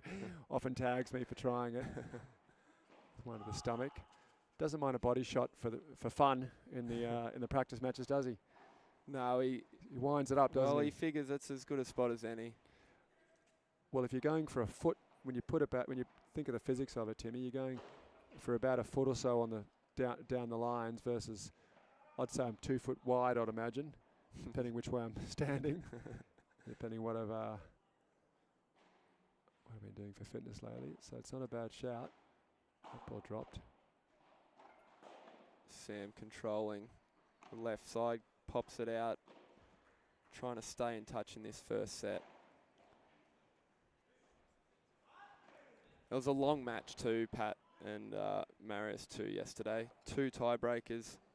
Pat was fairly exhausted afterwards. He hasn't been well prior to the event beginning. Body's fine, but up to tomorrow, flu-y. Bit of a virus flu, yeah, but I think he's coming good now. But you're right, Tim. He had a massive afternoon yesterday, and the boys really targeted Pat in the last set, which ended up costing them. Oh, yes, nice from Sam. 5-4. Is Marius to serve it out? Potentially. Best of 3 tie-break sets here, full sets at the FIP silver status. Timmy, should we venture into chatting about the Aussie Open tennis while we're in Melbourne, looking around? Starts tomorrow, as the Aussie Open's been it's the same as last year. Starts on a Sunday rather than that traditional Monday. So I'm sure a lot of the players will probably head into some tennis after this event finishes to catch some of the world's best. Certainly will. Just watching the Sydney champions go about their business over on court 1 there. They dyed their hair blonde, Timmy. They've got they've gone the punk blonde look, which is sort of in fashion right now. It's had mixed reviews, but you can't blame them after winning the tournament. Yeah, it's tattoos or hair, I guess, these days. Yeah, they've just taken the first set 6-3 and a 1 love up in the second. That's against John O'Brien and Nico, the coach from Sydney Racket Club. Nico is a good player as well, so that's not bad. Grabbing 3 games off the FIP Sydney champs. Would be nice to get a couple of score updates from the other matches going along as the Golden Risk and Dom go about their business against Jason and Blake as well. Who pipped me yesterday in a close-ish match, although the scoreline wasn't as close as We it don't felt. need to tell the scoreline, Matty. No, we don't need to at all. I felt psychologically in it, though. That's the main thing. What a return from Jonas again. Just pinpoint accuracy. Loves that shot down the Spilling line. it.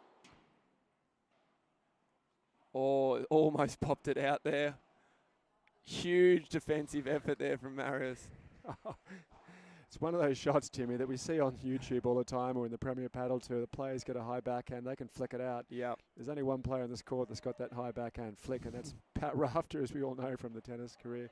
It's a very difficult shot to do, and they got punished for trying it. But Maris does have that shot actually normally. Jonas so stable. Yeah. I think his unforced error is up there with Chingotto at the moment. 0, I'd imagine, or 1 volley you lost to Pat. Oh, what a knifing backhand volley there from Zelba. That's the one we talked about before.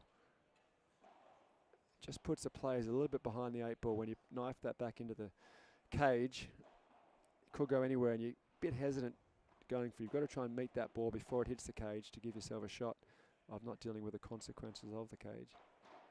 Nice lob from Jonas. Pat Rafter, I don't think let one lob go over him yesterday. Took everyone out, which is Here how we he go, got a little gassed. tink session. Not often that Jonas gets on the wrong end of that. Yeah, Jonas won one of that couple of those Grand Slams with Toddy Woodbridge, I think, Timmy, as well. Yes, yeah, that was after. I think he joined. So the boys actually in the '99 defeated the Woodies in the semis, Jonas and Pat, and then I think Todd might have given Jonas a call, and they teamed up for another 4 or so Grand Slams as well. So not a bad effort. 30 all here now. Big game right now for the boys. Break back on the second serve. Zelba going into Jonas. High lob to Pat Rafter. oh, it's popped right back up. Oh, it's awkward. Oh wow, Jonas has got away with that, Sam. Standing flat-footed, let Jonas do all the work. Yep. It can hit that top cage and go anywhere. You want to either pop it out or make sure it comes back over the net if you're going straight. Break point here, break back point here, Timmy. Break back point. Critical return here from Sam Ashington. What's he going to do here? Rolled it nicely. Zelba lovely up. Pat will pull the trigger. No. Sam's going that straight lob and then the Chiquita. Uncharacteristic unforced error from Jonas there. Who's taking it? Jonas taking it. Short juice, obviously the format here at the receiver chooses. At the FIPs.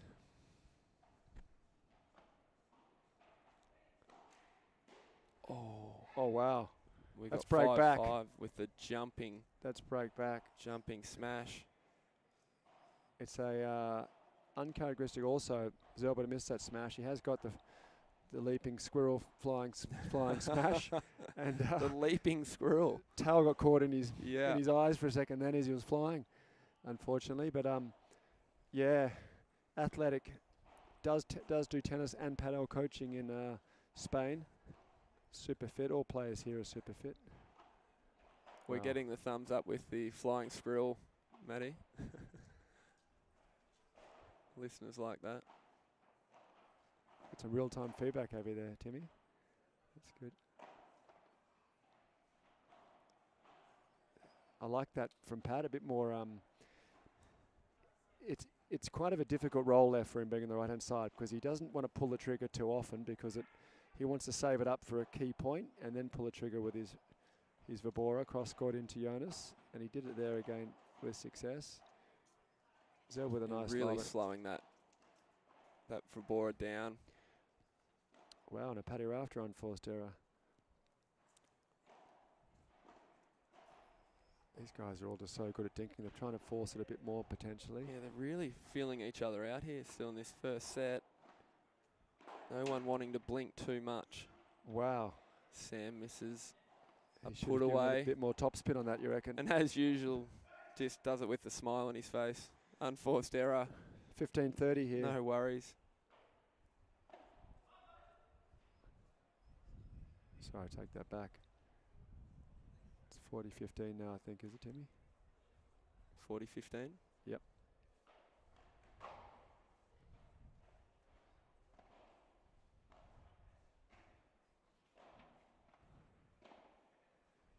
You should know better than trusting me with the scoreline, Timmy. was 30 all, I think. It's 40-30 now. Wynn just carrying that ball wide in the return.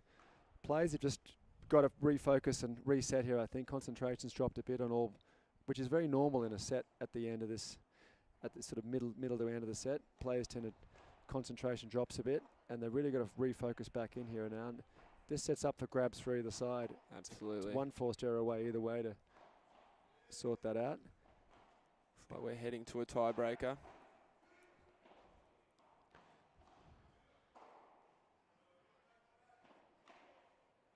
Well done there from Andrea on the court 4 here.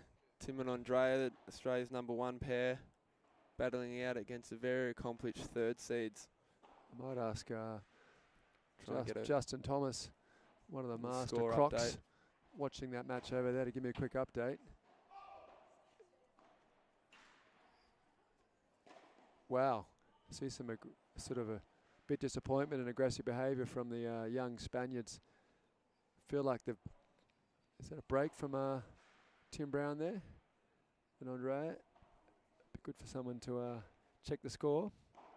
I might ask JB, who's paddle royalty, to have a quick look around here in Melbourne. Would you better check the score line over there for me for this match? Yeah. Thanks, JB. Keep everyone updated.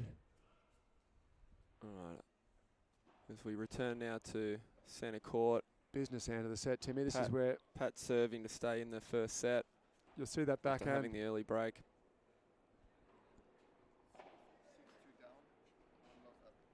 6-2 down, 1 love up. Aussies down 6-2. Yep. To the Spaniards. There's that Pat Rafter. Oh, it was a good Top spin volley. And absolutely confused. Jonas does coach the national team, as we mentioned, Sweden. That is not in anyone's handbook. That is He hasn't trained that. No one's trying that. It pops off the back. Pat says he goes for 2 walls there and just whatever happens, happens. Oh, that was off the toe of the racket there. Great ball from Sammy. Just took Pat Rafter on in that case. Volley to volley duel. But yeah, that backhand, that top spin forehand volley really is something that I think players might start replicating that around Australia now. It might become a thing. Well, it's one thing trying to replicate it. It always falls between the two players and everyone looks at each other. It's an absolute ripper of it. And it follows. That's after your life flashes before your eyes. Yeah, you spend all your time getting out of the way.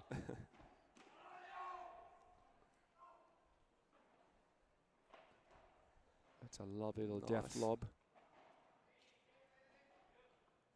Sammy's going to crack that. Wow. Great bahada from Sammy Ashenden. Playing well today, 15-30 Sammy, here. isn't he? Yeah, yeah. He's solid as a rock. He's a cool customer. Hasn't missed a ball. Bit of a wink to the commentary box. Yeah. Watch his space. Fifth pump at 15:30 here. Backhand serve coming, Big Timmy. point. Yeah. Here we go. Backhand serve, knifing into the corner. Oh, it just hit the top of the tape. Another little lob coming from Sam here is my prediction, Matty. Over Marios or No, all through the middle. oh my God, that's a winner. Oh, That's a what a winner. Pat shot. That's all instinct. All instinct. They did not let that ball go back between them on purpose, that's for sure. Pat just pulls that straight out. It's just, and same as yesterday, Matty, just came up so big on the big points I mean, against the Portuguese. it's pretty daunting facing a guy like Pat Rafter in a tiebreaker, Timmy. There's no one else. I mean, you prefer to have a giant bear in front of you than a Pat Rafter. We've got a set point here as Pat puts that one into the net. This has been a quick turnaround from a break. 2 points Yeah. ago. Momentum shifts super fast in the Yep. padel world. Okay, Pat Rafter first serve, knifing back into the corner. Oh, missed first serve. Sammy will probably strike through it again. Yep. Oh, we've got a golden point. So another set point. Wow. Pressure early. Jonas discussing with Pat now what to do. Jonas taking it. Interesting here. I think they're avoiding the Pat Rafter backhand serve, to be honest. Everyone noticed it yesterday. Got a couple of freebies out of it. Here we go. Nice serve from Pat. Absolute Wow. dispatch from Marios. We're heading to a tiebreaker, Matty. This is why I feel where the set should be, right, Yeah. Timmy? Yeah, It's fairly even. One break each. Find ourselves at 6-6. Little bit of breeze around too this morning, Matty. Yep, coming across the court. Well, it was yesterday. I think it's still coming across the court. Yep, from Sam's side to Jonas' side. That's Great a lob. good lob, all instinct. Oh. Oh, Oh, he's got it. What a save.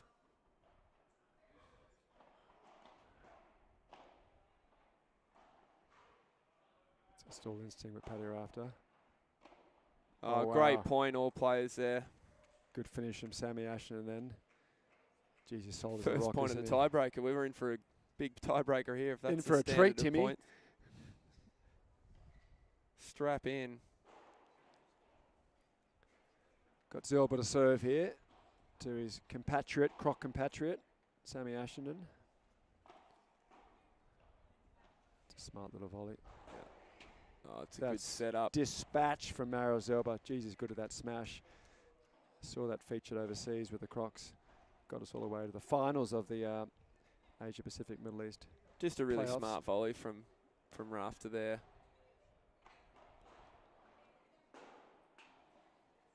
As he puts that one into the rafters.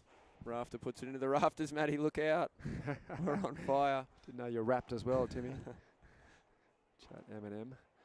All right, Jonas to serve here. Nice return. Oh, wow.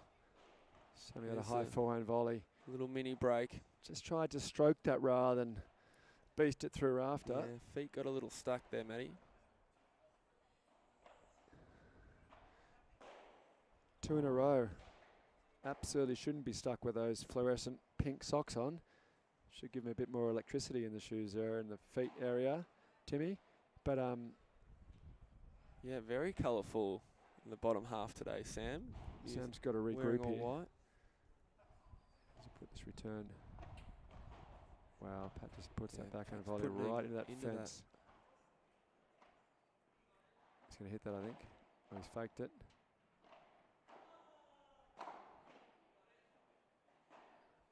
Yeah, it was a really good lob from Jonas there. Pat much prefers the ruler from the other side of the court, doesn't he, Timmy? We're training that up. Well, Day he in, hit day a out. few absolute rippers against the Portuguese yesterday as well. Nothing in this. Obviously, the two tennis champions are steady in the big tight tiebreaker here. Neither of them have missed. Got another Aussie Croc right next to us right now in Vuk. He's come over to check out what's going on. Fellow WA tennis player and paddle player with Sammy Ashenden. They've produced a couple of good paddle players, haven't they? Half the Yeah. Aussie teams now from Perth somehow. WA, yeah. Not sure what's going on over there, what they feed you or how it works, but seems to be a very competitive bunch, Yeah. as with other sports too. Cricket, all the other sports, same sort of thing. Gold Coast probably hold the quantity and the volume, and Perth with the quality.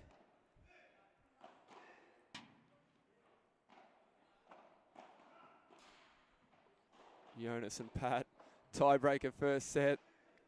Crowd will be loving this. Oh, Sam's hit it twice there, has he? Don't know, I didn't see it. Controversy though. Maris has stopped the point. Always a risk. The boys back to playing two on that. That's gutsy to grab the ball when you're not sure. I don't know about you. I guess you have to. You can't do it later. Here. What are they going to do? Pat always goes to play two. He's an absolute gentleman every time. It's my guess. What about you, Timmy? It is a pretty big point though. 4-2 and tiebreaker. Are they playing two, Timmy? No. Whose point? Rafter and Zalba go to 5-2 up. I think maybe Jonas may have confessed it. What a return Was there. a double hit. Smart from Sammy. It's a high lob. Nobody willing to pull the trigger here and getting it 5-2 wrong. up. No, we'll make you miss. This is a game of lobstering all of a sudden. Sam went to pull the trigger there. This is why you don't pull the trigger. Really smart play there from Marius. High lob. We're in a bit of a, we're under a bridge here. It looks like a bit of a warehouse as well. So it's a lot of distractions up there and the wind swirling around as well. Smart 4 play. set points, Matty. There goes one of them. Great serve. Push Pat back there. He was saying he's seeing the ball a little bit late there on that right side. Again, he's not used to playing from over that side of the court normally. It does it fairly well though. It's a lovely volley from Pat again. And there's the first set. Just what really a ripper. Smart. Great first set. Just intelligent play from Paddy Rafter. Would love to have thumped that backhand volley or done something crazy with it, but just buttoning it himself down and just knifing it back into the backhand corner of against the glass of Sammy Ashton. Sammy couldn't let that drop off the back wall. It was just going to die on him, so he had to take on the sidewall with it. Tough situation. Plus you've got Pat Rafter staring at you on top of the net, Timmy, which is never easy either.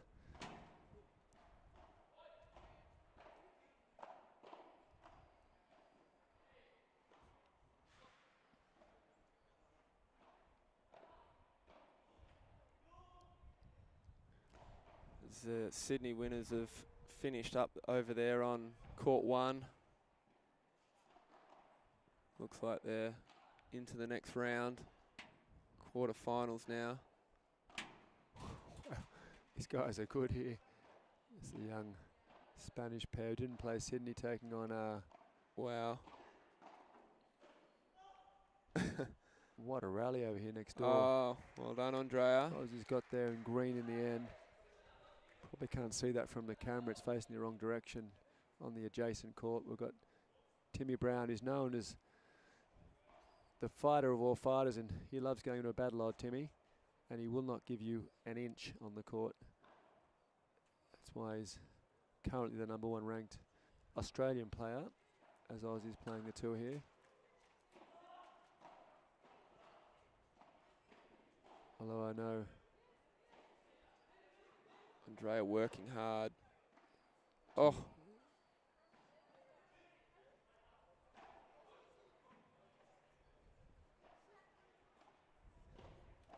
Jonas back on court. First out there. Showing his soccer skills. That's pretty good. All right, it's reset time here for the guys. Yeah, just giving the camera a smile. Things to come here.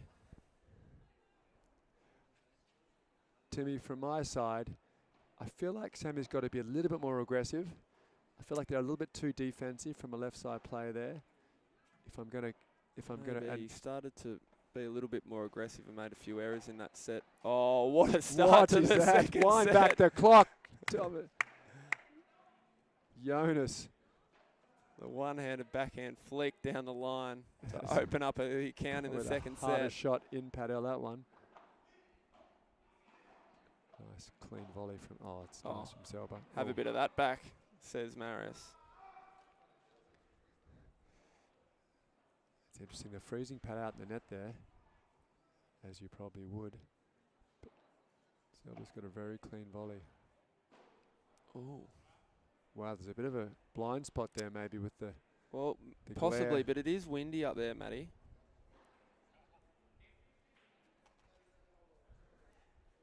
That is swirly. We're feeling it come through here now. And we've got glass protection of it all, yeah.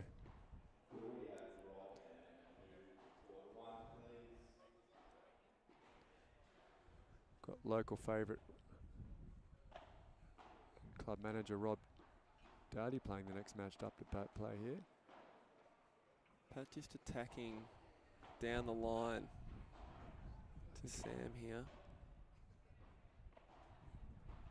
Just crafty play from Jonas.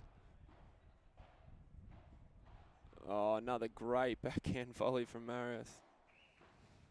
30 all. Hang on, we've got a bit of an update here. The golden wrist has just come past. Max, what was the score there in that latest game? What was the score in your match? 6-3, 6-4. Quite tight there. So that's the golden wrist and Dom go through to the quarterfinals and will be waiting the winners of this match that we're calling here now. Max has just sat down to see what he's going to have to deal with in his next match. Also, if you remember, Tim, Pat Rafter and Mario Zilber had to take on the quarters. Was the quarters last week in Sydney? The Golden Wrist and Dom? Yeah. Went down the quarters. No, that wasn't the quarters. 16. Yeah.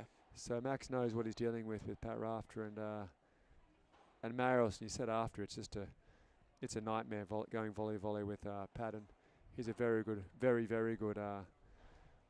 volleyer himself, Max, possessing the golden wrist, 11-time Finnish champion. Or was it 13-time Finnish champion? We did have a bit of fun with that last week. A touch carried away with it all. And why wouldn't we when you're up there in the double digits of the national champions? 38-year-old. Max has been playing a bit of golf in between tournaments as well, and got a bit of Aussie sun into the Finnish skin. Went down to Bondi Beach with him the other day actually, and first trip down to Bondi Beach, absolutely loved it. Got wet, it was a beautiful day, and said now I can see what all the fuss is about when it comes to Bondi Beach in Sydney. Did you have a surf, Matty? Didn't have a surf, there was no surf, it was flat as a lake that day. Interesting point here we go. Jonas goes fence. Oh, it's a good shot. Smart. The balls have just fluffed up a bit. Have we got new balls there, Timmy? They look a bit slow. That's why Jonas didn't belt that. He just absolutely caressed it through to the cage and let the cage do its work. Good deep serve from Jonas. Sammy going middle. Oh, good touch. Wow. Sam. Great little droppy. He's back. He is back. That'd be good for his confidence here, and I think he's going to get busy now, Sammy Ashton. Yep. He's a confidence he player. will. When he gets going, he's got great hands and volleys it is right on every time. And Jonas kind of attacking Pat with a bit of that roundhouse. Yep. Roundhouse forehand volley into the side glass. Yeah, he's Pat a couple, I'd imagine, but this is what I was talking about before, Tim. You're just not being passive in the background here and letting the other guys take control. You're seeing now Sammy produce a drop shot, being a bit braver to good effect, and also Jonas knifing a couple of volleys there through into the corner, also the cage, to get themselves in a good positive mindset here in the second set. That was a fault, Pat. I think we've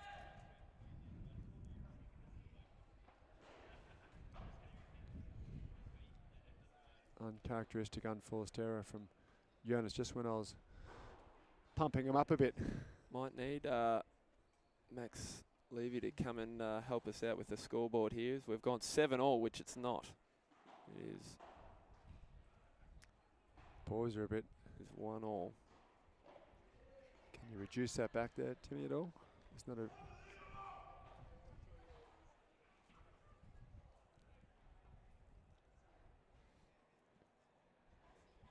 Timmy Brown looking a bit frustrated on the corresponding court here. Scoreboard's take on its own life. Might be pickleball scoring here today. First time ever. What a volley from Paddy Rafter. Oh, shot, Sam. Oh, right on Sammy's racket. Had to take a late night flight or a red-eye flight through the night to come here, as always from Perth. Now you were probably the one that instigated this pairing of Jonas and Sam too, Matty. Is that correct? I did actually, yeah. Sam had to really be careful as I talk about this. Sammy's wife may be watching. Absolute gem of a wife and mother. Sammy's recently had a little baby, so navigating the family dynamics to get out here and play was difficult. He wasn't playing the Sydney event and was not going to play this event, but pretty hard to turn down. Jonas Bjorkman, Grand Slam champion, and all that comes with that. So Sammy, I had to assure Sammy that Jonas was actually a good player. I used to play a bit with Jonas back in the Monaco days. He was playing at the club with myself and some other Swedes, Thomas Inquist, Thomas Johansson, and Jonas. We all started playing a bit of paddle together actually originally there. And so I remember Jonas was handy, and the national coach figured it was a good idea for Sammy to play. So we got Sammy out there and relented, came out, did a deal with his wife, and got amongst it. Got the red eye across here, so that's good news. And funnily enough, Paddy Rafter was looking for a partner as well, and Marios's normal partner, Emmerich, couldn't make it down here for this event, so put those guys together, and now they're facing each other, all four, so it's worked out well for them. Second round here, and an absolute PR dream. It's worked out well, Matty. I'm not sure whether Pat will be too impressed if Sam and Jonas get up here with you, by you putting that pairing together. Yeah, I like to play favourites with Pat normally, being the guy that now belts me around 3 times a week. Used to have the wood over him for about a month or 2, I reckon, Timmy. And then that rolling forehand volley started possessing the court, and it's been, the rest is history, basically. Yeah, you taught him well. I didn't teach him that shot.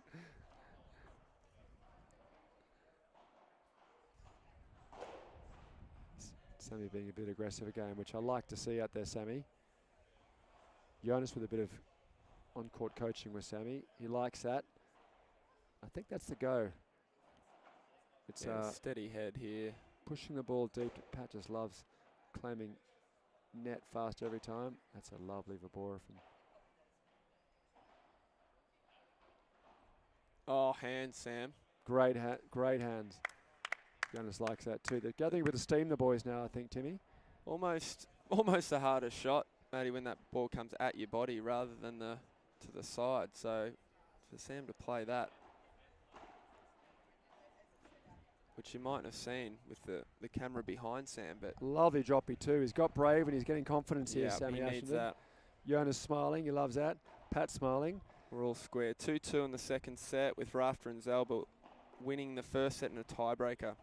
High fives all round. Good attitude out here. Marios looking probably the most serious at the moment. Yeah, Sammy and Jonas just pumping each other up. It's a lovely lob to the backhand, which is a very clever. As a doubles player, he knows that well. High backhand volley. The only guy in tennis you can't do that to is Pat Rafter. The rest you don't get punished as much. Same applies here in paddle with Pat's backhand volley. There it is again. Yeah, it is again. He's found that spot a lot today. Just that volley down behind Sam. Just soft, not too hard. Yeah, Timmy.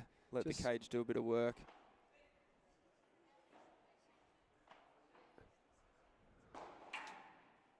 Just Big smash there. Bit of Jonas lob string, but not deep enough with the Zelba smash. Well, where was your training in Monaco then with the lobster? Well, teach it was Jonas Monaco. It wasn't the Yarra River cyclonic conditions here, Timmy. It's hard to get used to. Saw Jonas at breakfast this morning having a chat. Son being in the tournament.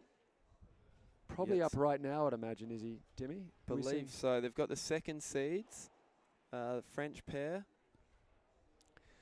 So Jonas' son is Max Bjorkman. He's 23, as I think he is, and he's just out of the national team level. He's getting close to it. Jonas was saying he stepped down from the Paddle Federation officially, focusing a bit on his son and his son's career. Jonas is a man of many talents and businesses all around Sweden, so he's all set up there to go, and also does a bit of tennis coaching still and does tennis camps around the world. I noticed he was in the Maldives recently. Not just sitting in the deck chair looking over the beautiful waters of the Maldives either. He was running a beautiful tennis and paddle camp and doing some training with his son out there. So that's been good for him. Sounds fun. And his partner, Timmy, is a 17-year-old from it's Brad Sewell. We've got some AFL royalty coming into the box over here. Might get him in for a second here with Cale Hooker too.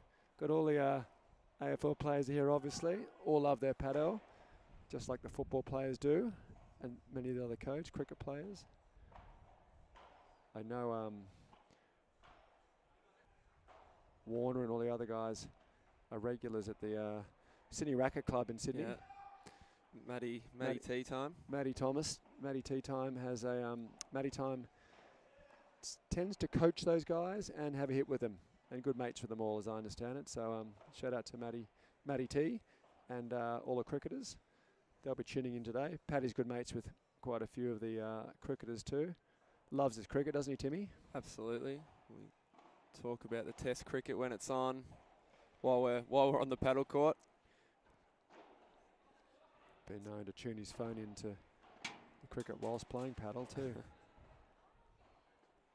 All right, Tim, where are we at right now? In the middle of the second set here. Yeah, just on serve at the moment. Again, it's just like no one wants to blink here. Jonas, this is great for the fans to see Jonas and Pat right up close. Like 99, except they're on the other side of the court. How many reckons here, Matty? Well done to Sammy there. Saturday morning. Geez, Paddy Rafter should have got the ball up a bit high. I feel like the wind's held that up. Jonas had the exact same lob. Yeah. I taught him better than that lobbing, to be honest. Bit disappointed that lob from Paddy. But he is too. He takes it all pretty personally when he doesn't perfect every single shot. Most competitive guy any of us ever met, I'd imagine, Timmy. Takes every sport on like it's his life depends on it.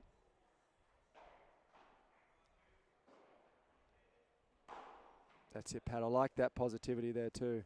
He's been wanting to rip that one down the line for a while. Does possess a massive smash. He's got the Adidas racket that Ali Galan uses as well, I think it is, and it's all power in that thing. So Marios staying on the MELBOURNE. left here. The swapped ends that they're serving at this set, or off the net. Oh, not quite. Didn't quite get the spin there, Pat. Jonas has been putting him in that corner a couple of times today, Matty. Has. Paddy was doing the no look then. That's tough. It dropped like a rock off the two glasses there. Smart shot from Jonas Bjorkman. Been playing paddle for 15 years now, I reckon, when we first started a few hits. And Pat's been in it for 2 years now, I reckon. So Pat's on the up as a young junior paddle player in Australia, Timmy.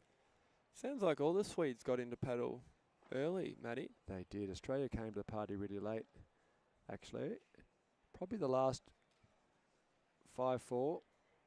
Timmy Brown score update. Next court here. Second set. Tim Brown, Andrea lose the first set. Lost the first set. That's a great lob from Marius. Oh, as Pat misses a volley. Don't see that too often, Matty. You don't, and with that ball, I really want Pat to give that a real whack, not just a three-quarter whack. He pulled it back by 15% there, and I know you do see it a tiny bit late here potentially, so he may not want to have a full strike at it. And Jonas's defense is very, very good. That's it's big. Sam's wow. got it. Well played. Well played. What a nice Vibora. Good mix up there with the Vibora. From Zelba. Goes to show then absolutely hammered that ball, Zelba. Didn't go out of cage, and Sam was just there. They've swapped sides here. Game point. Here comes the big serve from Pat. Ooh. Hasn't nailed that one today, has he, Timmy? Not yet. There was a couple of big points in the tiebreaker yesterday. Being very careful, Paddy Rafter from the left side. Nice little safe for Bora, and sets up his partner for the. There we go. It just pays off, Pat being. Maybe I'm wrong about that. Pat being a bit more conservative, which he doesn't love doing, but he knows that's how the sport works. It's not like tennis where everything's a winner or else, and lobs are a sign of conceding the point almost. It's the absolute opposite here in paddle. Lobs are the smart way to get the net, take position. There's no other way to get these guys off, and there's no point hitting through Pat Rafter and Mario Zelba or Jonas Bjorkman and Sammy Ashton. There's just 0 shots you can hit through those guys. And if you do hit through, it comes back off the back wall anyway. So tactically speaking, Timmy, absolutely no point driving balls through except to get them closer to the net. And then after that, you throw the lob in over the top, which becomes an offensive shot in this sport. That's for sure. Timmy, what are we seeing on the other? Yeah, Tim and Andrea right in this, I think. Tim had the locked in eyes. That's a great volley from Tim. Oh, his favourite shot. That's in between a Rulo and a Vibora from Timmy Brown. Is angles that down from straight into the cage. he takes his 6'4" frame and hits the ball at the top of the peak and We're back here on just centre court. fires it down into the cage successfully. Score update, Kale, there. Wow, we've got something going on here. It's break point, it looks like, over there to Tim Brown. Okay, let's... Kale Hooker, the Essendon player, giving us a bit of a score update over there. Sam better take care of that. Oh, well played, Sam. Had 2 shots at that, one at Maris's legs and the second shot out. That's why you see the pros jumping that ball. I've been known, Timmy, to have a ball hit me in the leg a few times, haven't I? I don't know how it keeps finding you, Matty. They're pretty thick magnet tree on the stumps. ball. Working those quads out lately. Might explain it. That's smart from... Wow.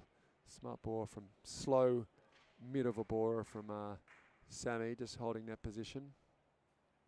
Which is the key here. Hit the ball harder. You've got to be a lot quicker back to net. The sport's all about retaining that position. Oh, it's just bounced off the cage onto his back. Maris just run a bit far there. I think Pat's enjoying just ducking that ball, letting Maris do it, getting the young Maris doing all the work. Absolutely. And to be frank, he's got there a couple of times now, so let that go. I tried that yesterday in my match, but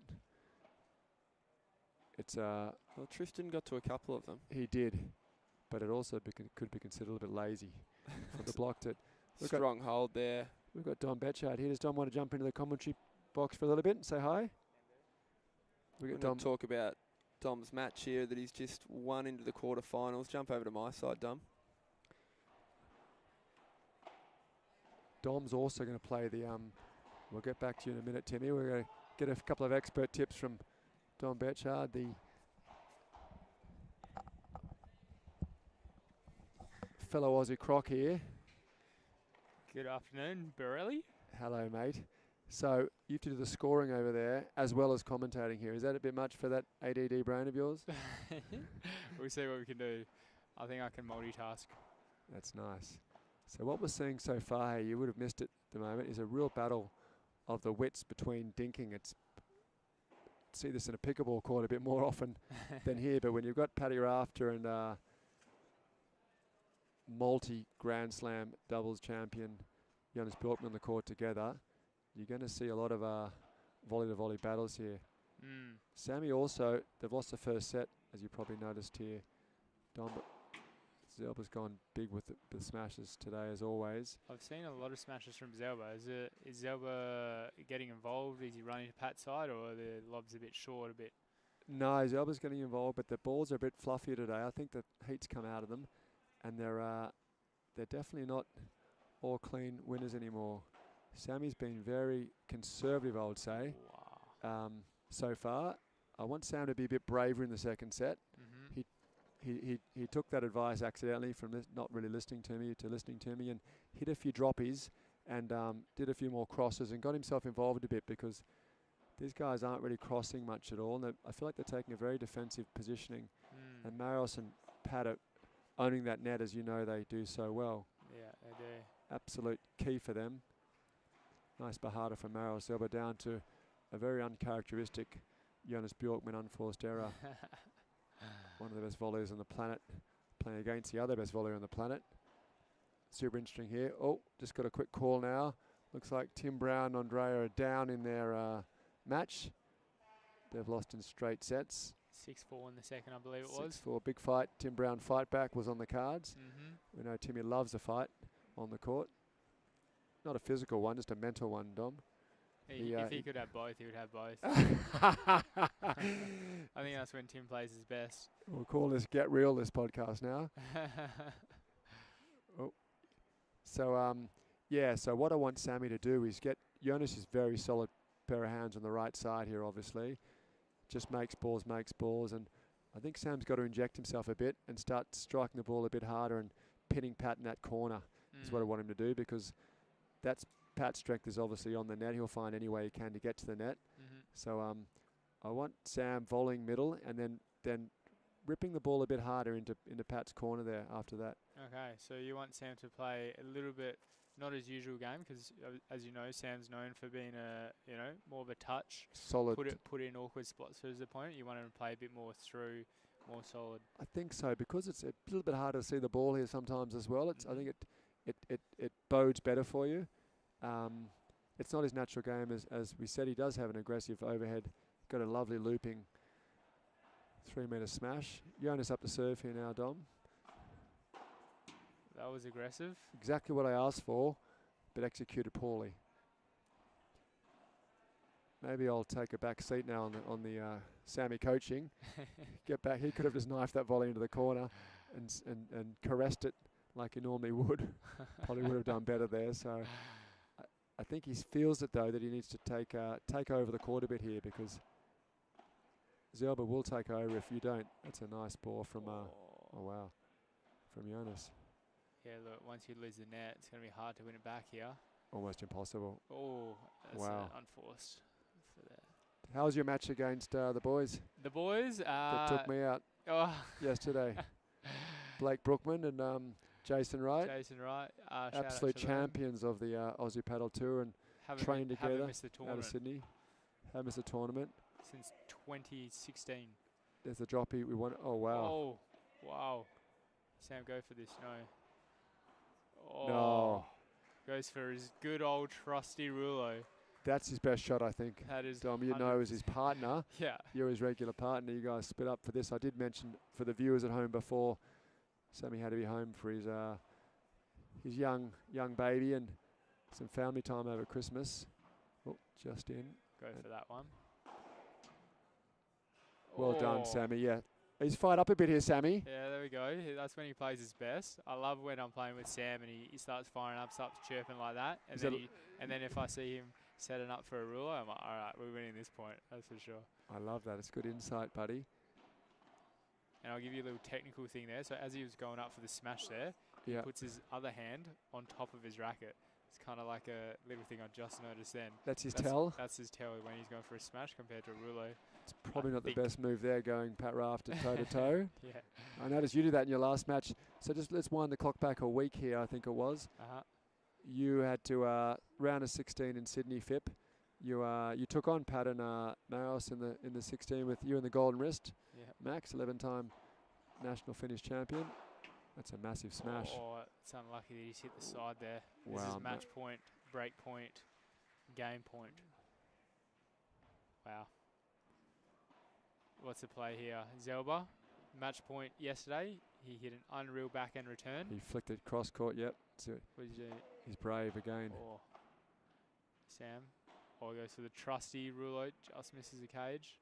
Vibra, middle, yep, knew that was coming. Oh, that's the one I wanted. That's well done, Sammy. That's good positive stuff. That is worth a clap.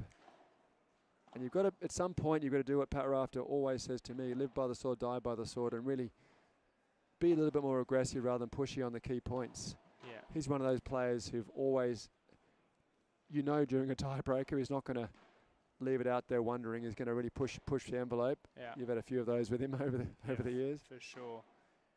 And also for the fact that if you end up pushing, the bad taste is going to leave in your mouth after the game. Great You'd block much from rather go for it and miss it. All right, here we Absolutely. go. That could be a little bit of a turning point there. So what did you find playing Zelba and Rafter a week ago, Dom? Awkward pair to play, huh? Tricky customers. Yeah, Zelba was playing unbelievable, smashing everything, like even coming over to Pat's side and hitting smashes. Pat was just solid, taking the net, very hard to get it past them. So there's a few things, if they win today, there's a few things that we'll be trying to do differently.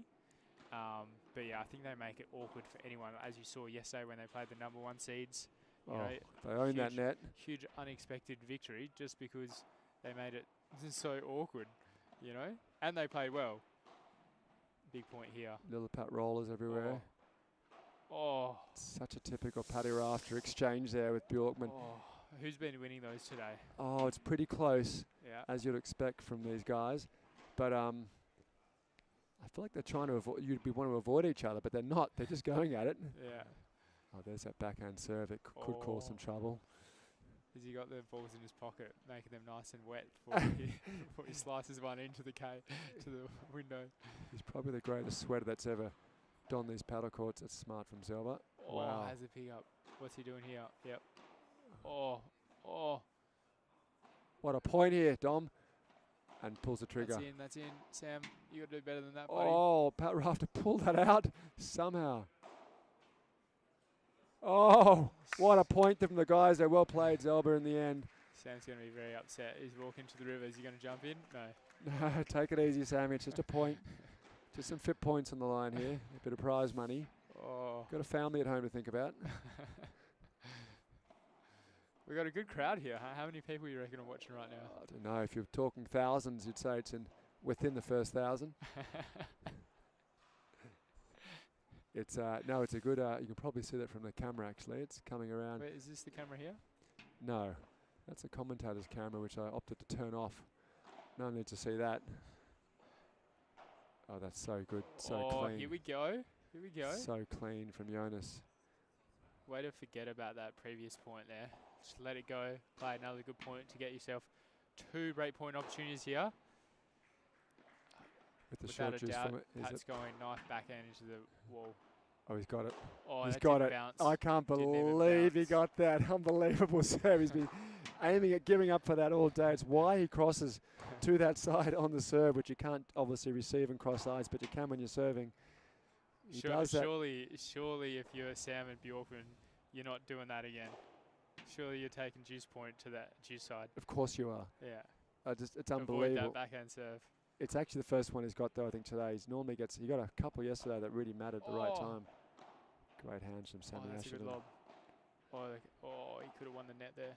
Oh. Wow, a rare miss from Jonas. Jesus, he's tired out here, isn't it? Sometimes those slow balls are more effective, huh? Especially when there's a bit of pressure. Yeah, you got to make the opposition put work on the ball, which is not always easy under extreme pressure like this.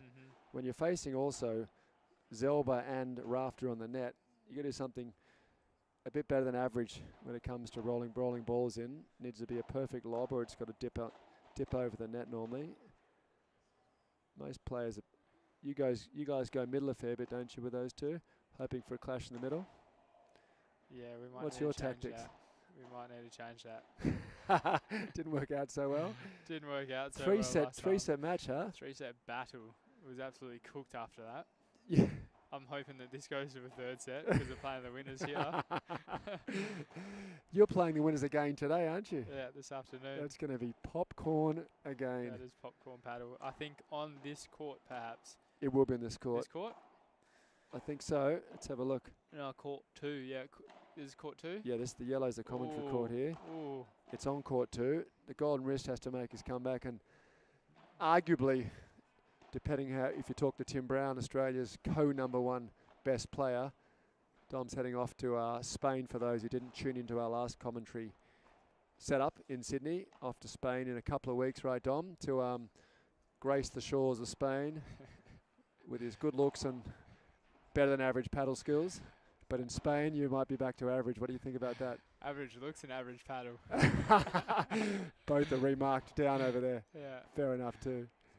That's good honesty, Dom. Of course. Of course. Good self-awareness and honesty. Okay, we're seeing a bit of a lull here in the, which is a absolute wrong time to be lulling. You getting that score? Oh, no. Oh, no. We need, if anybody's listening here, we need to get Max Levy up for the scoreboard. Max Levy. He's put his privacy settings on, so we've got the... Can you grab that, Phil? Oh,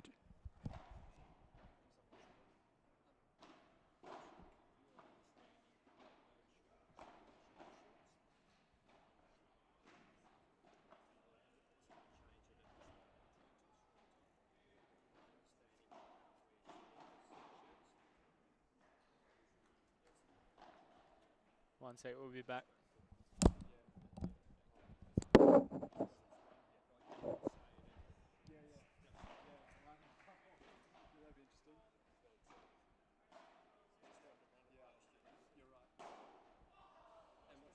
Ooh, little nut shot there. Almost. No, he's smiling. Almost a nut shot. Is that 40-15, I believe?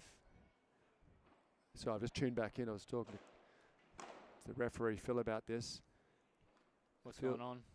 Phil's got a concern about the FIP rules about sleeveless paddle. I mean, I feel like in Australia you can get away with most things in terms of being sleeve. We're not at Bondi Beach after all. It's not a traditional sport like tennis, and we do like a bit of music, fluorescent colours and crazy stuff happening, which is the more relaxed version of the sport. But I think Mario Zelba, for his next match or this afternoon, will have to put his guns away and get back to wearing a t-shirt. Wow, that's interesting, huh? Like, stricter rules in tennis. You see Carlos Alcaraz out there wearing a singlet, so unless they've changed the rules. No, he does. Even at Wimbledon, I think he wears white sleeveless, doesn't he? Yeah. So Interesting point there, Dom. I think Padel's been much more relaxed than tennis traditionally. Also, you'd notice a lot of sponsor logos in large sponsor logos in sometimes with their own name on the shirt. Done more often than not if you're an overseas player. Most of the time, yeah.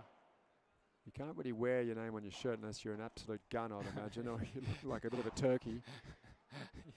Exactly. In that case, you probably don't want people to know your name. Keep No. that hidden. I did know, as we said, that I did notice Sam's got his own Smash name it on in. his shirt, so Yeah. He's you got a better win this. Domino's sponsor on there. That's so that's his tennis state league shirt there for his team. Shout out to all the Western Australian legends. We're actually giving him the curse of the commentator there. What have we got going on here? We're in the tiebreaker, are we? Tiebreak 2-1. This is getting serious now. 2-1 on serve. I'll stop muppeting around talking about sleeveless tops and players' names and turkeys and get back to action here. I think it's a pretty important time to get back into this. Tactically speaking now, Pat Rafter's an absolute behemoth when it comes to tiebreakers. Tiebreaks. Let's count his tiebreak record last two tournaments. So when me and Pat played each other last week, how many tiebreaks was that? 2? Or 1? Yep. Wait a second. We'll count this after the match because we're live here. Pat Rafter's done something he's just learnt as he goes because he's not normally a right side player. He pushes the backhand volley back towards the cage slow, awkwardly slow. And he's got away with that. Not got away with his one. Wow. Ball looked a bit wide to me. We're right in the line here so he can see it. Not that it matters what we think. Paddy Rafter serving. Jonas Bjorkman backhand. High lob. Brave from Zelba. And it's out. Brave, he gets rewarded. Gets rewarded. And that's what we were talking about before, having a positive intent and not die wondering, right, Dom? Mm-hmm. I've seen you smack a few of those loopy 3-metre smashes out in your time under pressure. Yeah, that's right. I mean, it's you've got to. The way I see it is, the entire point. When's your best chance to make a difference? And that's probably it. Doesn't get better. Is Sam's. He'll go middle on that Vibora. Wow. That was very tight, if I do say so. And I've just given the wrong score here. Where are we at right now? I'm not sure how I can go backwards here. You need the undo button. Undo, yeah. There is an undo button. There is. Oh, it's literally undo button. Nick Eads. Nick Eads, IT guru. Shout out to Paddle Australia, Nick Eads. Wow.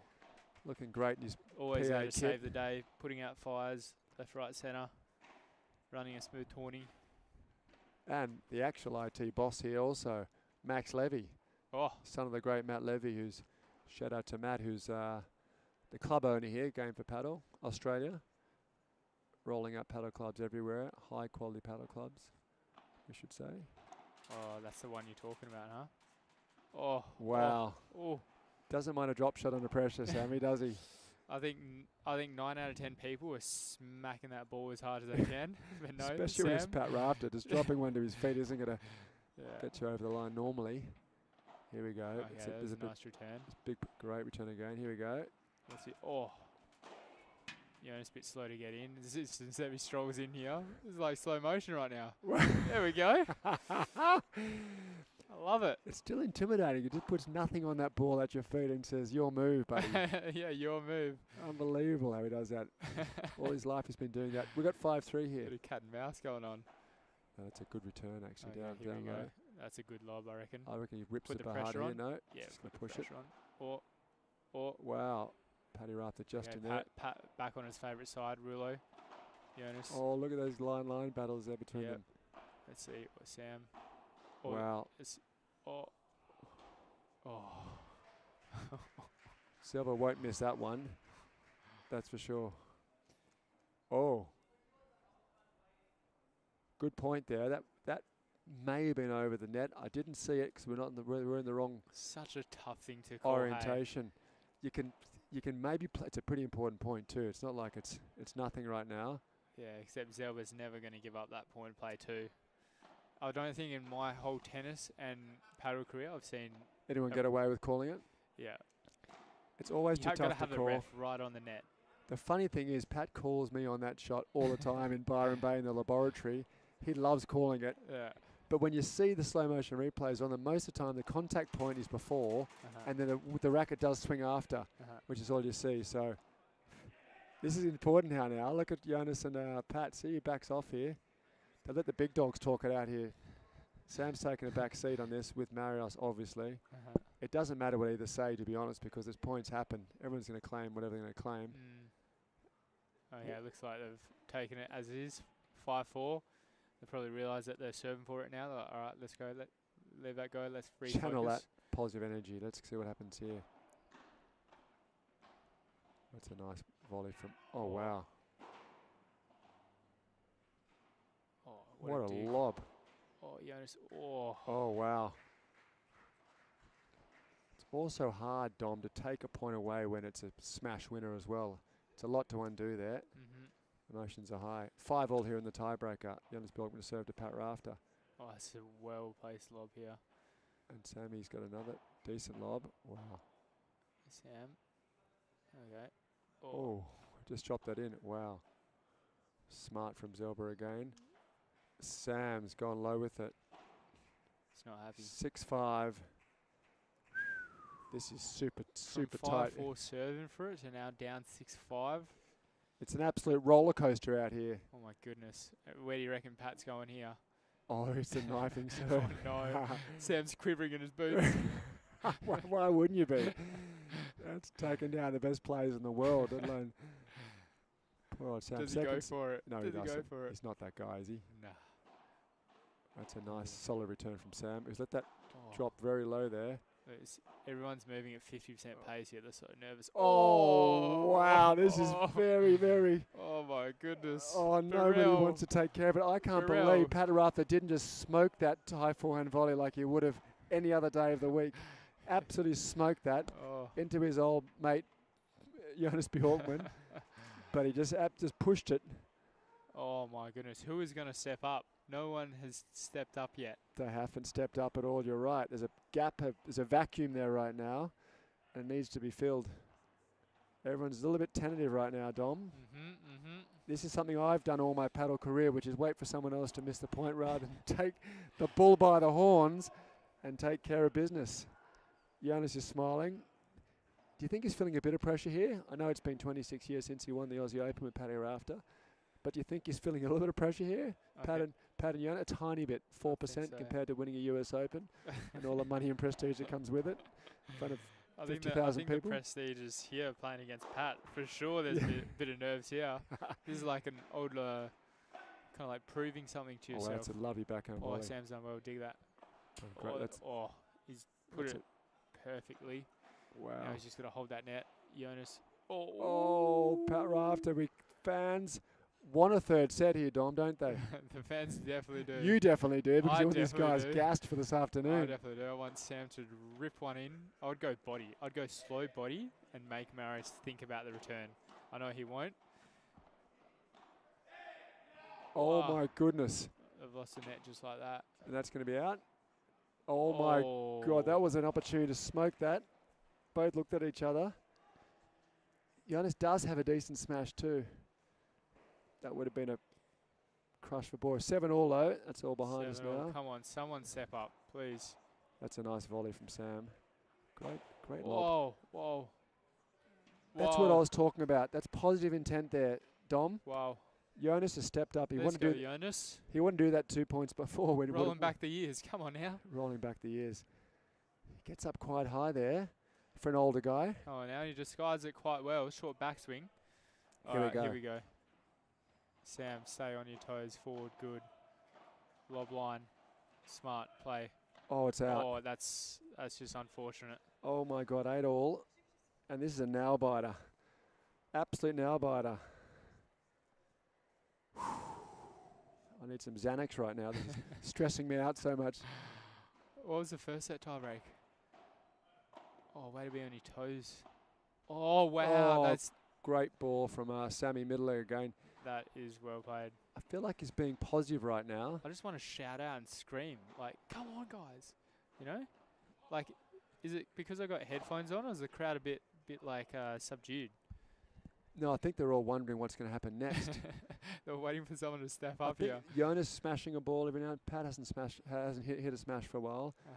He must be getting a bit antsy now, Pat, to They're waiting want to take control. Oh. There, that's what I was talking about. Here we Oh, go. See oh, Jonas taking the positive intent. oh. That's what we're talking about here. There we go. We got a third set, ladies And and gents. he deserves it, by the way, He quite does. frankly. And Let's he go. pointed straight to the camera like he was listening to us. What is going on with Did you that? have an earpiece in or what? That's unbelievable. He knew that. Are we going live to everybody out here? Are we going live, Max? Are we going live to the stadium here? No. No, we can't. Jonas knew what we were saying then. He pointed at me like... Jonas understood what we were saying. We said he needs to get brave and go for it. Then off he went, smoked a smash, and then And pointed right at came us. in, chest puffed out, rolling back the years. Great play from Jonas Bjorkman. Wow. That was fantastic. Padel at its high point and took up that vacuum and just hovered the other guys up with it, Dom. Oh, we love that. We love that. In the background here, I'm just going to sort out some lunch. We got a few options here at the club. We got some coffees, some Red Bulls, some muffins, some sandwiches.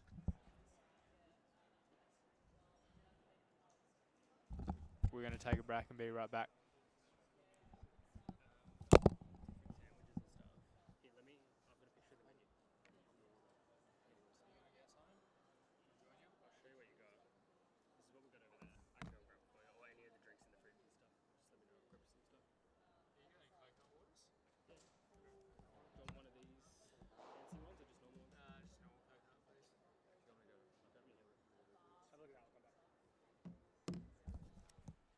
We'll resume commentary in about 15 minutes. Paddy Rafter heading over, about 5 minutes. Paddy Rafter heading over to, during the break, having a little chat with Jonas Bjorkman, having a giggle with him, and probably discussing the breakdown of that was it over the net thing, one of Pat's favourite things to call.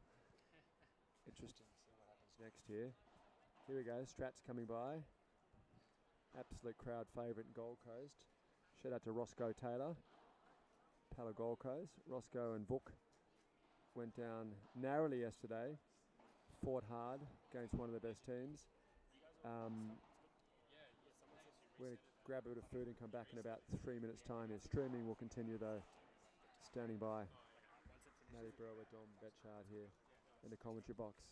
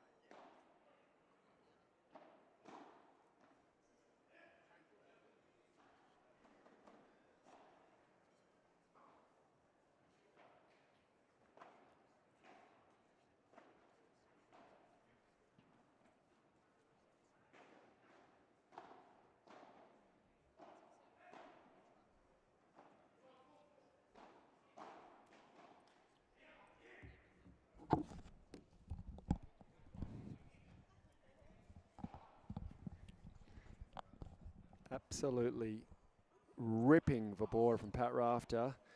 Gave the commentary box a bit of a laugh about that. Where But was trying to- that in the tie break?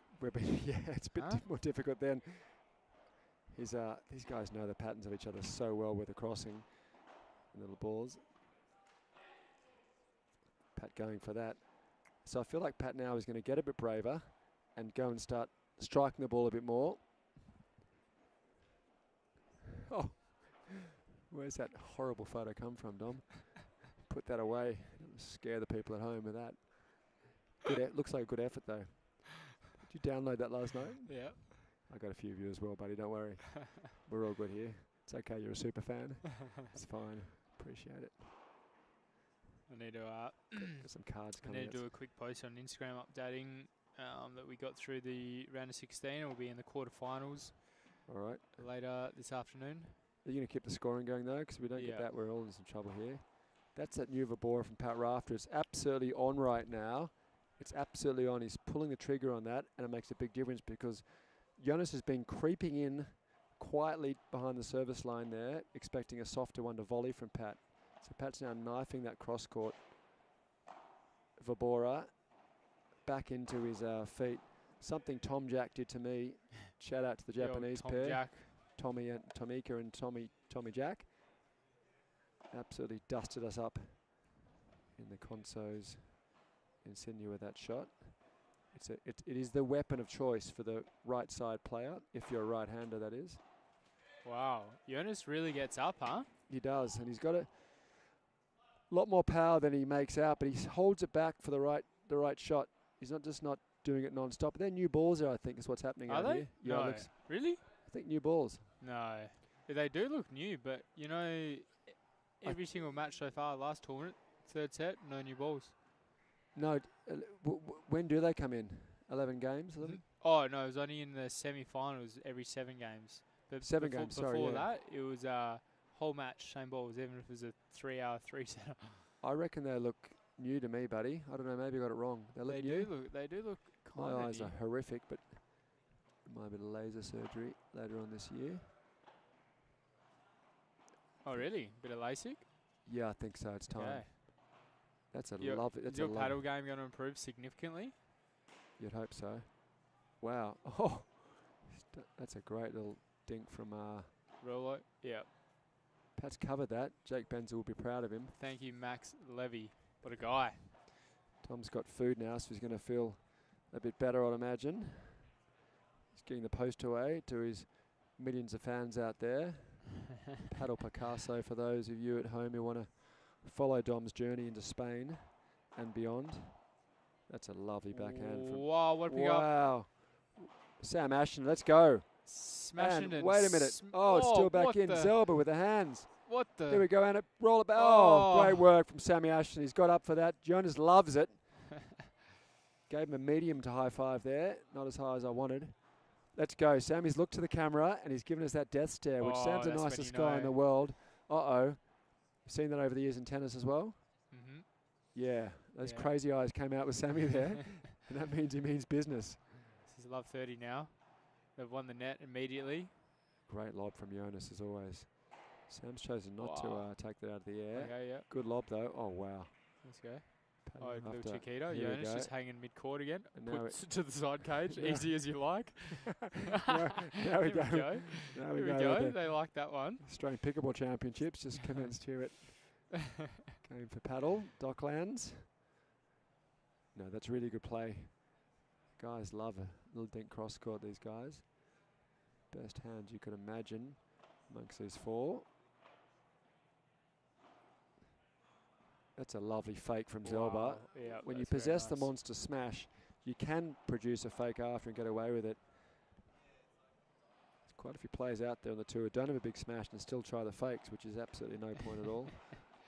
Because you know it's going to be a fake. In fact, it's not even a fake, it's the actual shot itself. Here we go. We got double break point still. Oh, Sam, a little cheeky side boast. Marius, no. Oh, Wow, they've really got to take this, and if they want to commence the third set with a ripping smart, Jonas is onto it. He specialised all his life in taking these key points that matter.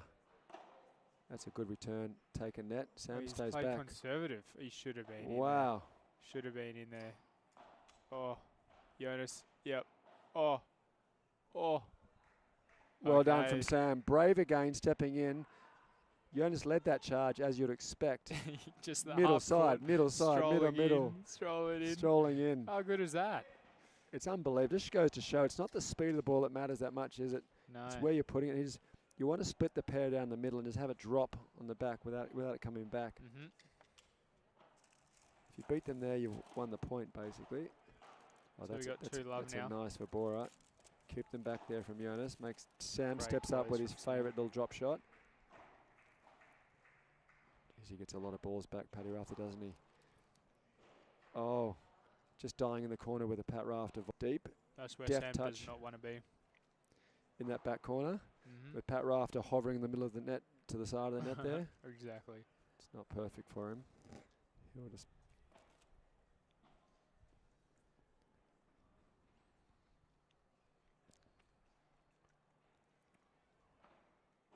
oh no. Oh no. Matt Burrell has just ordered his Uber Eats to his hotel rather than Wow, the he's paddle climbed the courts. wall there. Wait a second here. Jonas Bjorkman has climbed the wall Jonas Spider-Man Bjorkman. there. Wow. He's a fit young man at 52, Jonas. That's fitness goals for men of our age. What movement him and Pat Rafter have on the court. 26 years on from winning the Grand Slam. And here I am struggling with my 27-year-old body. Got a body of a 70-year-old, I feel. I wouldn't say you're struggling. I think you're doing okay, Dom.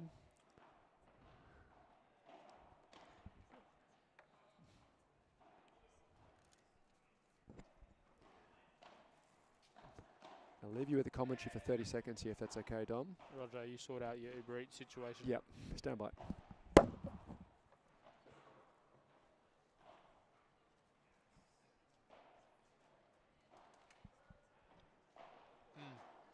Every point turning into unbelievable rally. No easy points now. Great to see. Right now for me, Jonas is he's taken charge. He's putting the ball in some awkward situations, setting himself and his partner up really nicely to win some of these points. It's good to see. But he's not doing it with anything crazy, you know? Great get by Rafter again. His intensity's definitely stepped up for that point, and well deserved. 30-40 here. A couple break point chances to get back on serve in the third set. Third and deciding set.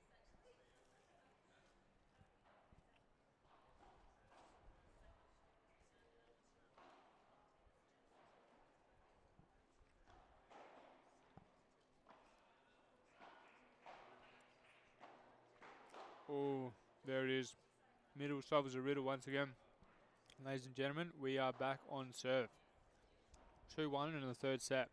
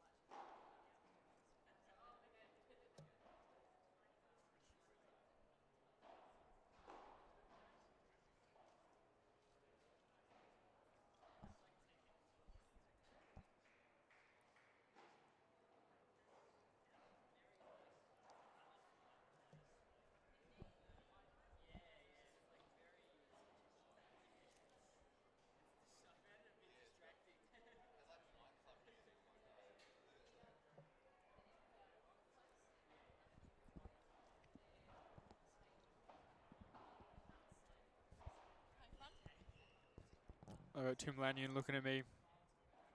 Sorry, Tim was just having a quick lunch break there. Commentating will resume right now with Pat Rafter serving 2-1. Now Pat Rafter's playing with the ball in his hand. It's because he sweats so much. If he puts that ball in his pocket, you'll be able to see the spray coming out after every shot. Call them puddles.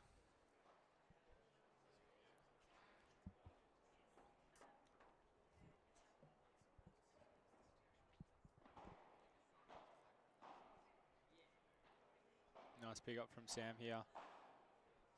It looks like Sam's targeting Pat and Pat's targeting Sam. There's a game of 1-on-1 right now. I'm not sure who wins that battle. Let's see how long they stick for that game plan for.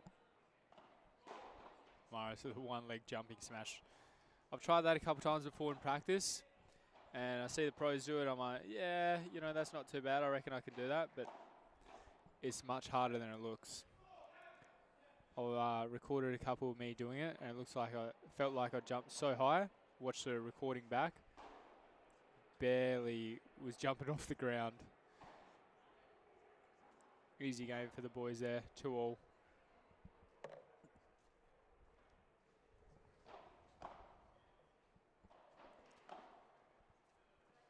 Probably not many other players are capable of a one-leg jump smash. We got Pat saluting the camera and Burrell.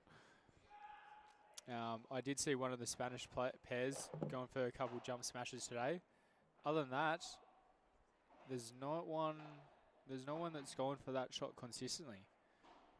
Takes a lot of coordination.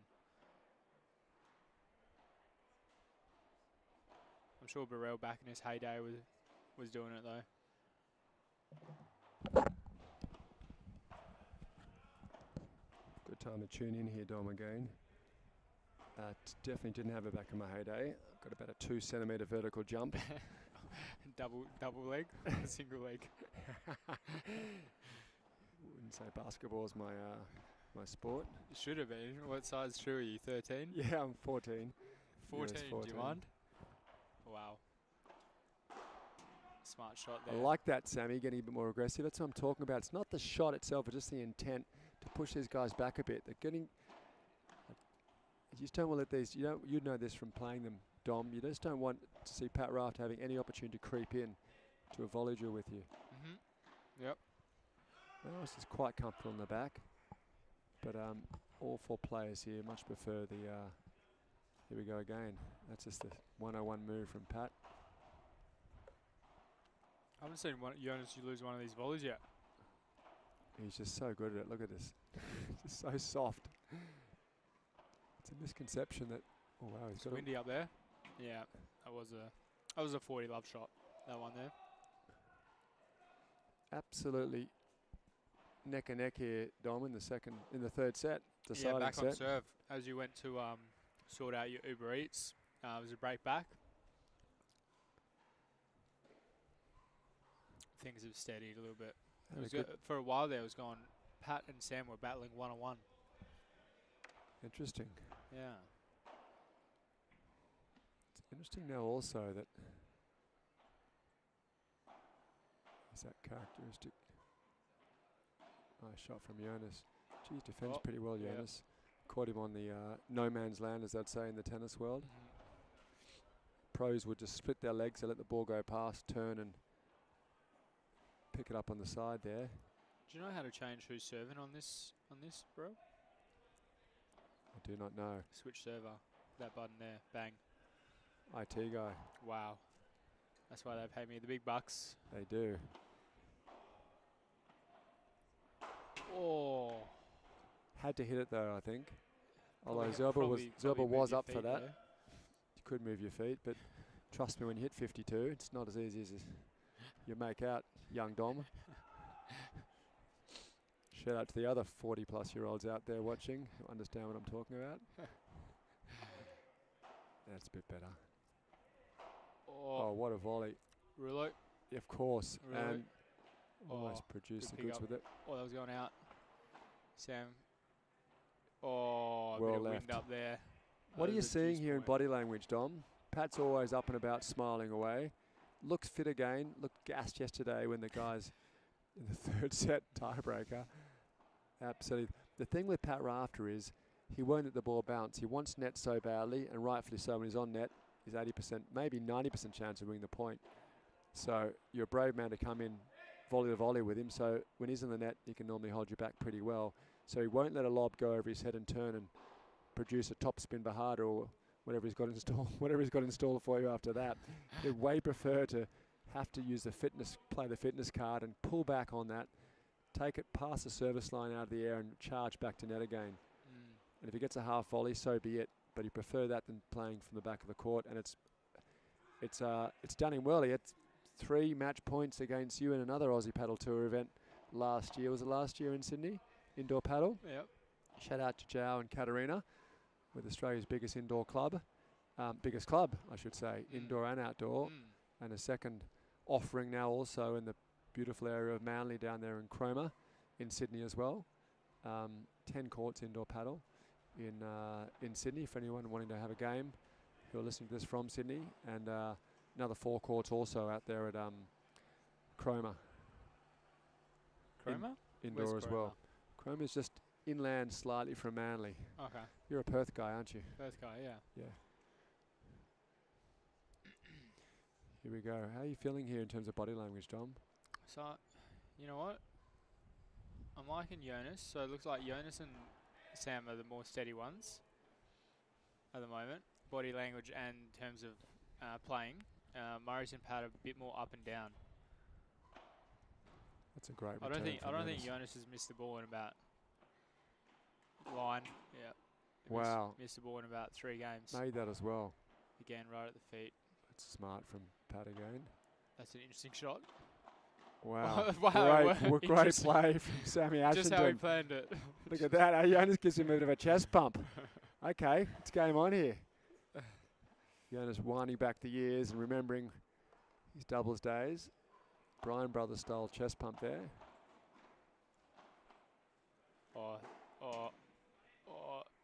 Just out. Oh. Zelba being brave again. Went for the low smash.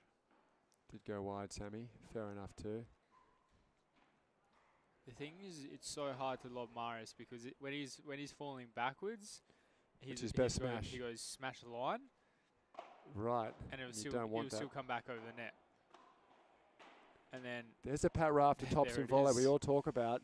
He's 3-zipping that today. Yeah. When he gets it up high, rather than slicing it, he absolutely toppies it, aims for corner, and then no one knows what happens after that. nope. Hard enough to get out of the way in the first place. You would have received a few of those from that right side where you normally play, Dom. For sure. Here comes a bit more paddle royalty. Ross Taylor's in the house here. Paddle Gold Coast boss with his giant-sized dog. That dog's bigger than me, man. That's a massive dog, but Ross can pull that look off. Oh, smart. Get in there, Jonas. No. Oh, I think that was a clean winner if he made that. I think so too. I like it being brave though. He's beating himself up a bit, to be honest about that, but he shouldn't be. That's an absolute. It's not a bad miss. Also, it keeps Zelba honest on that line, yeah, Mm-hmm. because he does hover across with his forehand volley a bit too much. Not too much, to great effect. Wow, this is showing his quality here. Yeah, there's some just seething wind up there. At the start of the match, because I played on a court facing the same way, it was just going straight from right to left. Now there's a bit going back to forth. Swirling out there, is it? Swirling a little bit. How did that happen there? 3-all deciding sets.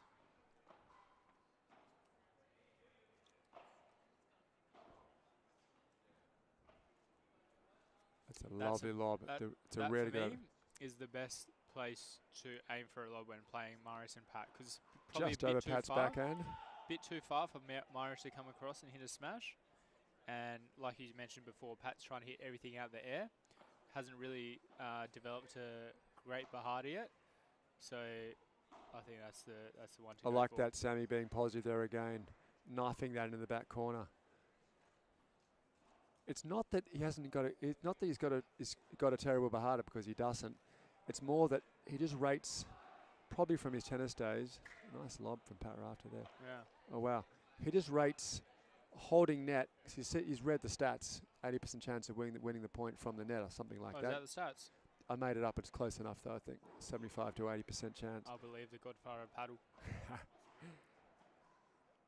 What it means is Pat's a ride or die sort of guy when it comes to staying on that net. That's a nice little lob though from Pat. Morris has been very. Oh wow, a bit that's- unlucky and that's unfriendly, the very net unlucky. there. Not a local net for Jonas. Great stretch from Marius there. Kept I him in wonder the point. how Sam's feeling when Marius is right on that net and Sam's got a vibra. I wonder what he's thinking there, if he doesn't mind Marius hanging there, or if he wants to get Marius out of that spot. Well done again to Sammy Ashton. Well done again. I like that. Drove her right through Pat, who did block it nicely. Then he just changed directions and knifed that into Marius's corner. I think we had a bit more pressure onto the good stretch there. Unlucky. Juice point here. I feel like it adds a bit more pressure to the Vibora having someone sitting on top of the net, because if you don't get it perfect, it just gets ripped back at your partner down the line. Is that how you feel? How do you feel? Do you make a decision to I'd wait. riff one? Yeah. And try scare them so More- they stay back? Or More middle though. Yeah. oh, Try and split the two and go middle and get back behind the player on the net, trying to close with the volley there. right. But I like the tactic of trying to scare them. I'll just go at them. Ripping one early on, right at them. I like that. Make them a bit scared, so they take maybe a step or two back, or stop coming in at all, and then you kind of have your way after that. And that is why, ladies and gentlemen, they call him Paddle Picasso. Comes up with all Savage sorts of Picasso. ideas. Yeah, even Picasso has been known to stab a few people with the paintbrush. Every now and then you've got to scare a few people off, haven't you? Can't just be the guy producing all the crazy highlight reel shots. Bit of grit there from Picasso coming out. I like that. Some would say dung beetle-ish. Yeah, but again, it's just something that I don't think players in Australia are used to, because, as you know, if you're up and your partner's back, the partner back has to be doing an amazing job to keep it away from the finishing shots of your opponents. So it's not often one person's just standing there, which is why you don't see it often. But you see on YouTube, like Tapia and stuff, that happens quite often. And I think, they just become used to it, and they're like, oh, it doesn't. You need full trust in your partner on that, don't you, Dom? There's no. Yeah. You can't do that with a new partner, can you? You got to work those. You got to work that Yeah. programming back and forth and the patterns. You got to figure that out way in advance. But yeah, I'll take that on board and I will give that a shot next time I'm looking to knife that. There's Pat with a bit more pace on the ball now. Mouse will hit that. That's absolutely. Pat give him a wow on that one. Big from the big man. Couldn't hit that much better. No, that curvature on the ball absolutely looped out. Went almost 90 Almost went to degrees. nine. Both of them. Almost knocked out Tim Brown watching from the sideline there. Look, the guys are moving it. They're feeling a bit more aggressive. They're in the. They've had a chat between games here. I feel like they're getting a bit more aggressive. Uncustomary swapping serves back and forth for Pat Rafter and Mario Zelba. That's a lovely lob. Wow, perfect shot from Zelba down the line there. That's tough. Just feathered it down the line there, Dom. Didn't need to do much more. All he's aiming for there is not to get past Jonas. He's just going to have it sit parallel to the glass and the cage a bit. Not give Jonas a clean high forehand at it.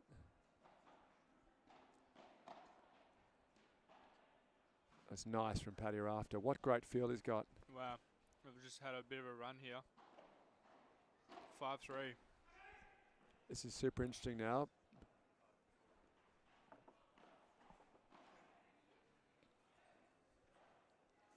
All right, This Jonas is right, Bjorkman to this is serve. right about the stage where Pat started getting so when we played him last week, he right about this stage is when he started to look real tired, and then a 10% wider gap started opening up down the line. Really, you clocked that, did you? Yeah, that's the only reason we got that last break in the third set. Really? Yeah. That's good communication from your partners and good foresight even seeing that. So we'll see if Pat can hang in there. Morris is playing exceptionally well. Oh, Sam with his little droppy again, gets away with it. Smiles. That smile. Pat sweats about 3 or 4 kilograms off his body each big paddle match.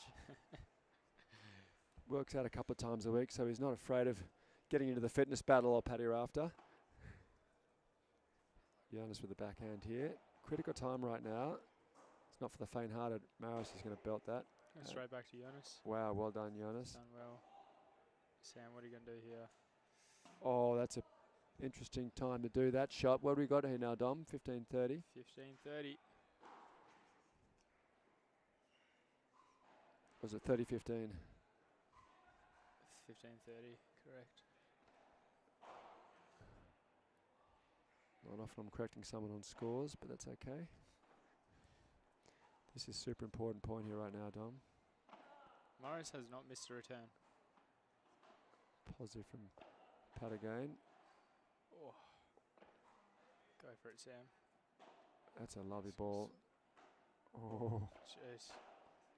Go for it, Sam. oh, he's got Pat. He's lucky he's hit Pat there. Very lucky. Pat That would was have going nowhere, that shot. Pat Right would at the have top. turned and had this absolutely monstered that back through Jonas or the middle. 30 all. This is getting super serious now. You take the winners on, Dom, later on this afternoon of this match. So keen observer, obviously. Great lob from Paddy Rafter. Puts it middle. Says over to you. Oh, Sam. Unbelievable lob from.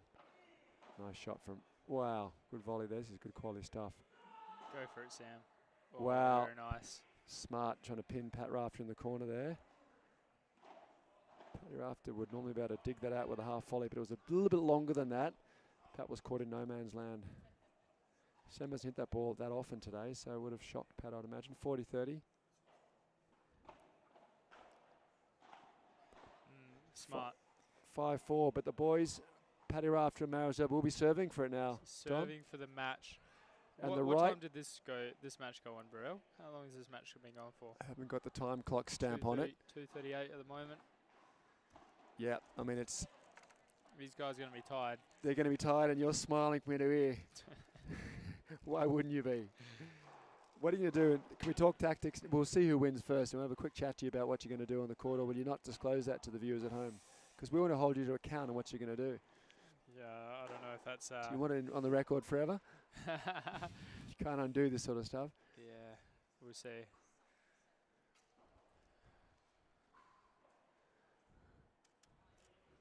How's your Uber Eats looking? It's here at 2:50. We've got 12 minutes to wrap this set up. Could be in a tie break by then. It's okay. I'll have to. I don't know what I'll do actually. This is super important right now as we settle down into a lounge chair for the conclusion of this third set. It's been super tight, swung both ways like a roller coaster, Dom, and I get the feeling just 2 unforced errors away either side from it swinging back and forth, and swung a lot. So they need to break here, obviously. Jonas knows that. He's on his feet. Yeah. Oh yeah, he's jumping around. It's going to be crucial returns this game. And they also got to remember the wind, Sam and Jonas, the wind is going slightly with them. So that could go long. That's a great. Well. Oh my goodness. Jonas, What is come going on here? Jonas Bjorkman. Roll back the years, Jonas. Wow. That's just pure intuition. That was you're saving his head there. That's a guy who's done that all his life. Just stuck the racket out, knows where it's going to be and where it's going to go. Unbelievable volley. Great from return and Jonas. a great lob. See if we can do the same here. He's called it out. Wow, that did bounce a little bit funny there. Would have been a bit rough to call that in. And he's taking his time there to move the ball, make Marius think about it a little bit. Nice deep serve that. Oh, that was out. Just out. It was out. This is interesting. 30-all. Look, Jonas has got the serious face on. Sammy won't be smiling for a bit here. This is all action stations now. And on a knife's edge at the moment. Bjorkman return down the line. Lovely dig from Zelba. Oh. Perfect middle from Wow. Sammy Ashington. Oh my Here we goodness. go. Crowd have gone wild here today. 4 break points. Whoa, 4 break points with the golden point format here. I'd almost prefer a 40-15 here. The Frenchies on the court next door have taken out the number 3 seeds. No, not number 3, right? Number 7, maybe? 7. 7 seeds. Number 7 seeds. Well, that's a big ball from, wow, Jonas. That lobs in. Spin on Pat, that was going out. Wow. Is Sam going to go? No, he's going to lob. No. Wow. Wow. Sammy Ashington. Step up. Couple winners. Look at these guys here. Look at Gives him. us a wink to the commentary box. Look at him. An acknowledgement. Is that a little wink to Callum Beale over there? Callum Beale is in the house right now, talking of paddle royalty. Boss internally within Tennis Australia of the complementary formats of paddle, pop and pickle. Let's get back into the action. Sam's got brave again then as well, which is really clever right now. Sam back against the wall, stepped up just a little bit. The pendulum swung again, Dom, as it always does in these Oh my goodness. epic battles. That's why we love paddle. Oh. Wow. All right, the heads are down a bit right now between Zelba and... Nope, here we go. No, Little low I'd five. be taking it another 10 seconds if I was Pat and Zelba. Got a spider on my leg. Sam's rushing him through too. Smart by Sam. Sam's very good at the strategy mind games. at the between the point, Wow. play. It's a bit of a soft game from the boys. This is 7 points in a row. Run. If that When isn't a you're down momentum shift, I don't know what 7 is. points in a row from being receiving to lose the match. Not just 8 receiving. points. They were serving for the match. Okay. Now we've got the nose in front from Bjorkman Ashenden. Wow. That's super interesting. 6-5 up, third set. 1 set all. It's been super tight all the way along. As we said before, 1 or 2 unforced errors away. Or someone being brave, which I prefer to see. Easier said than done though, right Dom?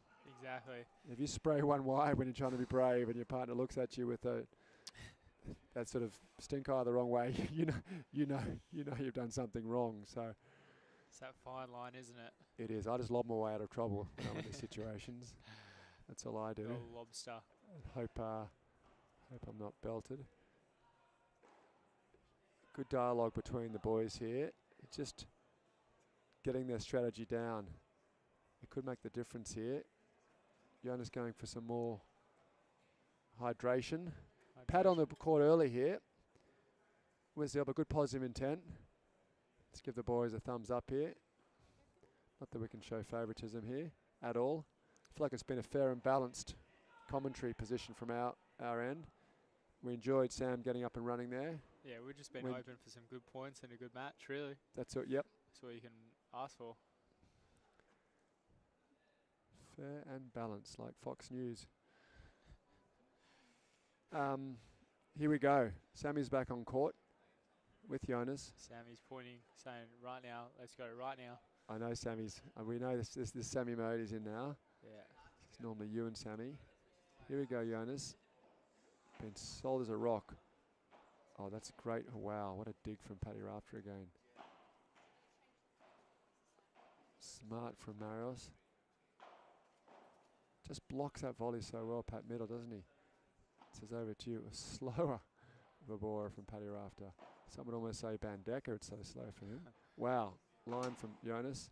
Oh. Sam taking care of it. Oh. Wow.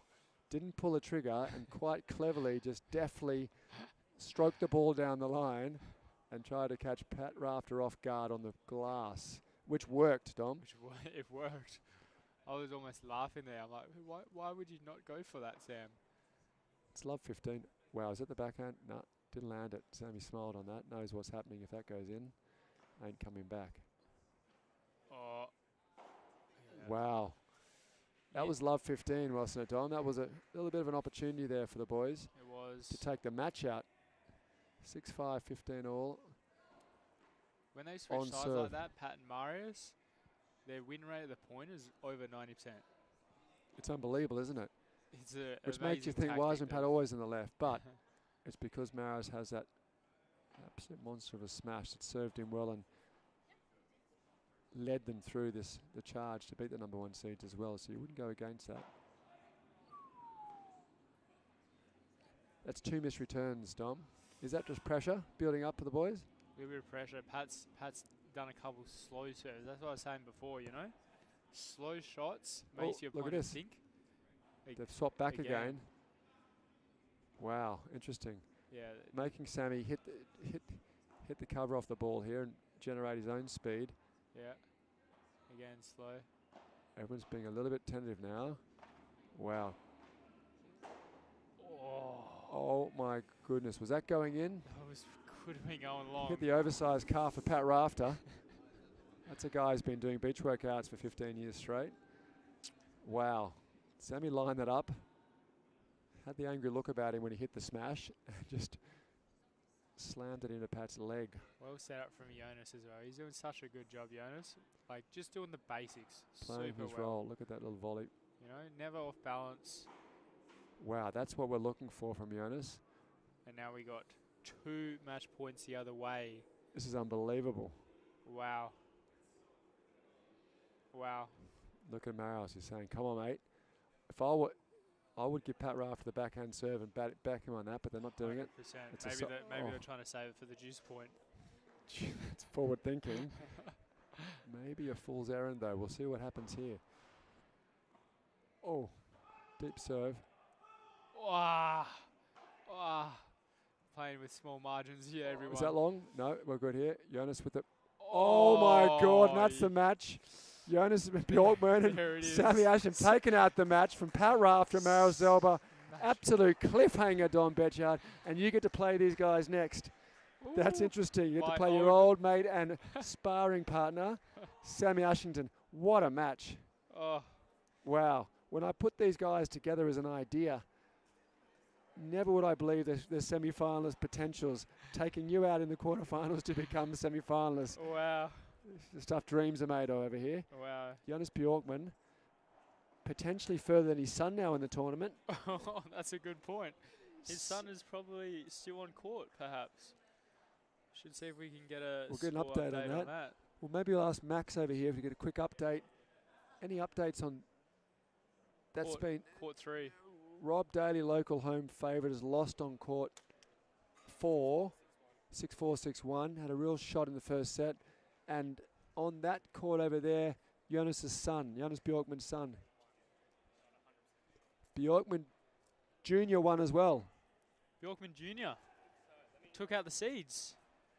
That would be a turn up for the books, although that's a double win now for Jonas and his son potentially. We'd hold that thought. We don't want fake news developing here on the Padel Australia FIP channels. That's the last thing no. we need. That would be a big win. Here comes Giovanni Nucci coming past. Giovanni, can you confirm? Can you confirm or deny that Jonas Bjorkman's son won or lost their match? Against the number 2 French. Again. Oh, there we go. That is an upset. Double Bjorkman victory today. Straight sets? It's going to be a national holiday in Sweden today, I think. Double Bjorkman victories here. Absolute ripping. We were talking over breakfast about this, but that no one expected that to happen. The number 2 seeds was always a 50-50 with Paddy Rafter versus Jonas. What a story for the books. And this will go down in history, Dom, as an incredible day for Padel in Australia, having 2 Grand Slam champions who played together 26 years ago, winning the Aussie Open, who now battle against each other in an absolute ripping match, wound up going the way of Jonas Bjorkman with Sammy Ashington, hometown Perth favourite. His wife will be happy now. The trip was worthwhile. Was worthwhile? Oh, maybe perhaps semi-final was worthwhile. No, let's not be like that. Let's not be like that. And also, you're talking yourself down by saying that because you've got them in the quarterfinals. So That's bad not an juju from easy your end. match. Not an easy match. No, it's not. It's just Jonas just doesn't miss. No, he's just And he can comfortable volley everywhere. so well, and he makes you generate the pace. So not sure how Max the Golden Wrist is going to deal with that. These balls are a little bit softer too, so the big smash that you've got, Dom, and Max has, your partner, may not penetrate as much as you'd hope to get the 3 points here. And that, by the way, was the difference, I think, today with the Mario Zerba smash. Didn't get his customary 3 or 4 games worth of freebies. Had to work hard and deal with, it's just like a photocopy machine having Pat Rafter there with Jonas Bjorkman with their volley level. It's unbelievable level of volleys, those two. Yeah. We might take a little break now in the commentary position here. And there's Jonas now talking to his son. Feel like he looks pretty happy. That's a huge victory for the Swedes coming all the way out here. Dom, you took care of the Swedes, the younger Swedes in the first tournament, Sydney, didn't you? The First FIP round, yeah. First round. They got a tough draw bumping into Picasso and the Golden Wrist. And probably a little bit jet lagged, to be honest. And those courts outdoors compared to Sweden indoors, massive difference, right, Dom? Wind flying everywhere, tough conditions to adapt to super fast. First match on court, little nerves potentially. We've got a photo developing now out here on centre court. You probably see on the commentary of Jonas and his son. And why wouldn't you? What a day for the Bjorkman family. What a day. National holiday now in Sweden. We might adopt that here in Australia as well. And for all the Swedes out there, get out here to Game for Paddle. Come out and watch the Swedes in the afternoon when we continue on. What's the time for the next match out here? Straight on, followed by Sergio, Esteban Barroso, Pablo Pastor Landaburu, v Shungo Kotsabi and Asia Martinez. Now that is going to be a good match as well. So that is the runner-ups from the last tournament, taking on the Japanese pair of Shungo and Asia. So that will be on very shortly. And then we have, so that's one of 3 matches left remaining on this court. The very final match of the day, Dominic Bechard and Golden Wrist versus Sam Asherden and Jonas Bjorkman. So that's interesting coming up now on the centre court, the streaming court.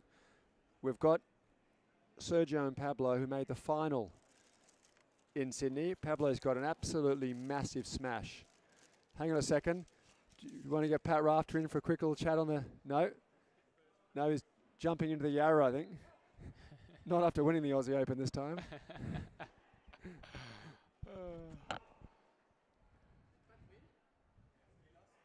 Pat down, yeah.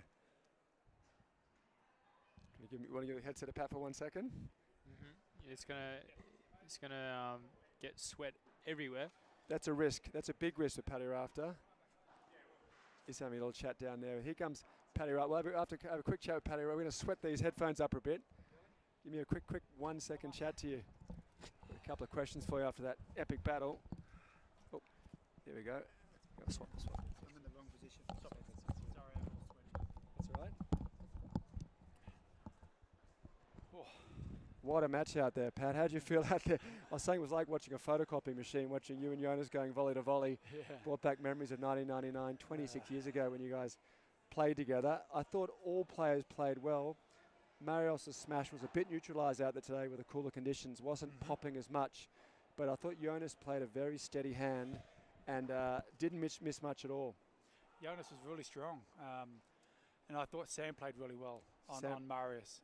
Every time Marius tried to come in, Sam got at his toes really easily and neutralised it. That was, I just, we obviously had our opportunities. We had a couple of match points. Came down to a couple of unforced errors one way or the other. Yeah, I mean, that's, or being brave on the big points or not, Well, it's I guess it's 1 or 2 points. As I said, we had match points in the second set. Could have been all over. Yeah. So, and then you get up a break and then you serve for it and then all of a sudden you lose the next sort of 10 points and momentum changes and the game changes very quickly with momentum. It does more than tennis, doesn't it? Yeah, it does. Because you can make a few free points in tennis with a serve and things, but very difficult to find a free point out there. Plus the golden juice. It's pretty hard to fight you out of. Yeah, it is. Love forward is really 5 break points there, Yeah. Mate, that was a great game to watch from all of our perspectives and a real treat for all the... Thanks, Max, for my vegan Uber Eats arriving. Yeah, Don't get you started on that one. I won't be eating that crap. That plastic. Anyway, no doubt Pat will get back. We're saying during the commentary there, you were swapping back and forth to give yourself and knifed a few of those backhand serves in. One didn't get up at all, just locked the ground and burnt a few worms. Yeah, on the way it's a through. funny game because you'd actually, in tennis, one of the most important things is serve and return. And they're the two things you actually don't work on in this game. Right, You know, yeah. you never ever train it. You know, you train the back and all that sort of thing, but I certainly don't train it.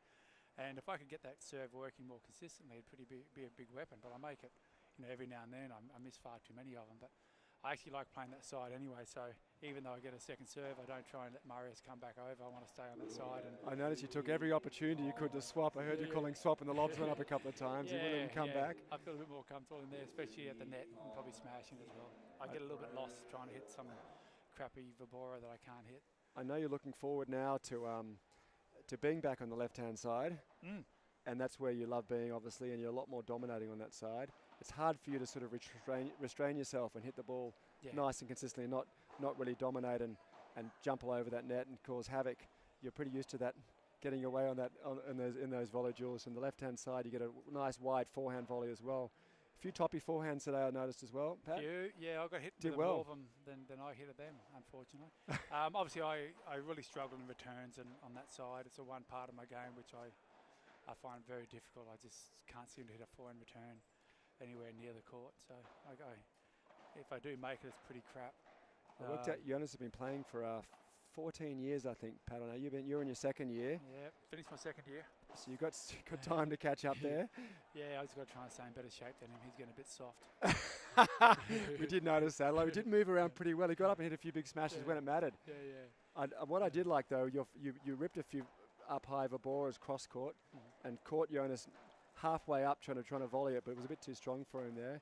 And I thought your body language was good there. You guys got up and running there, and I don't see Sammy not smiling very often. Nah. Well, tell me about the over the net thing. It's one of those things you like to call on my court in Byron Bay, that over the net thing. It's hard to tell, isn't it? When you strike the ball, the one thing I think when it comes to over the net is just play it.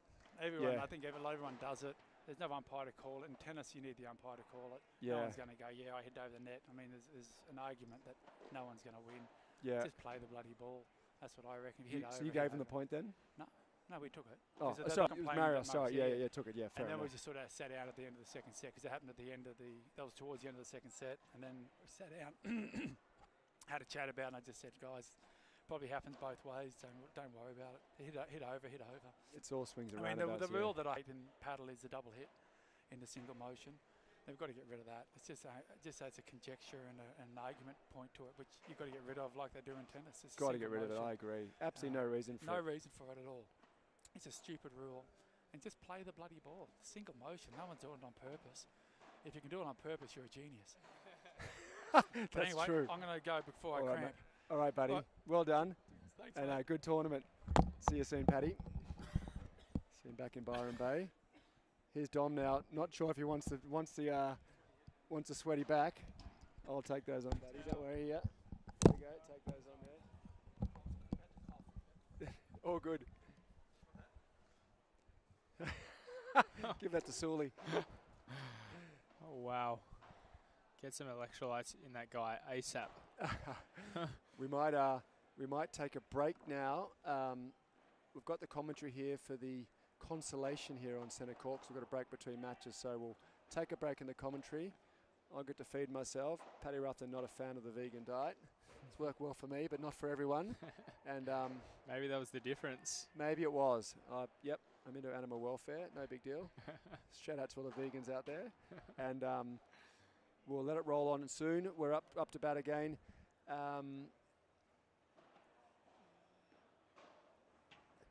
Did Sergio and Pablo and Shungo and Asia play on the other court? Perhaps. They should be up to bat here, but they're not. So I'm just having a look around. They're warming up. They're warming up still. They're warming up, or are they going to play on the streaming court? I believe they would be. I would have thought that. Why would they? Trying to work out this one. Got a consolation here, although Kylie and Emma. I'll go check hometown favourites. Give me Rachel. Give me a minute. With I'll Rachel and Penelope here, actually. Penelope has a few big dance moves. She's an absolute ripper. All these 4 players now you would see with the streaming are Aussie Croc level Masters players. Kylie and Em both in the Aussie main team as well. So not sure if this is a consolation first round consolation, something like that, out of main draw. I think all 4 players may have lost first round or second round this morning. We might cut off commentary now and give ourselves a break, and we'll see who's up to bat here next on this court.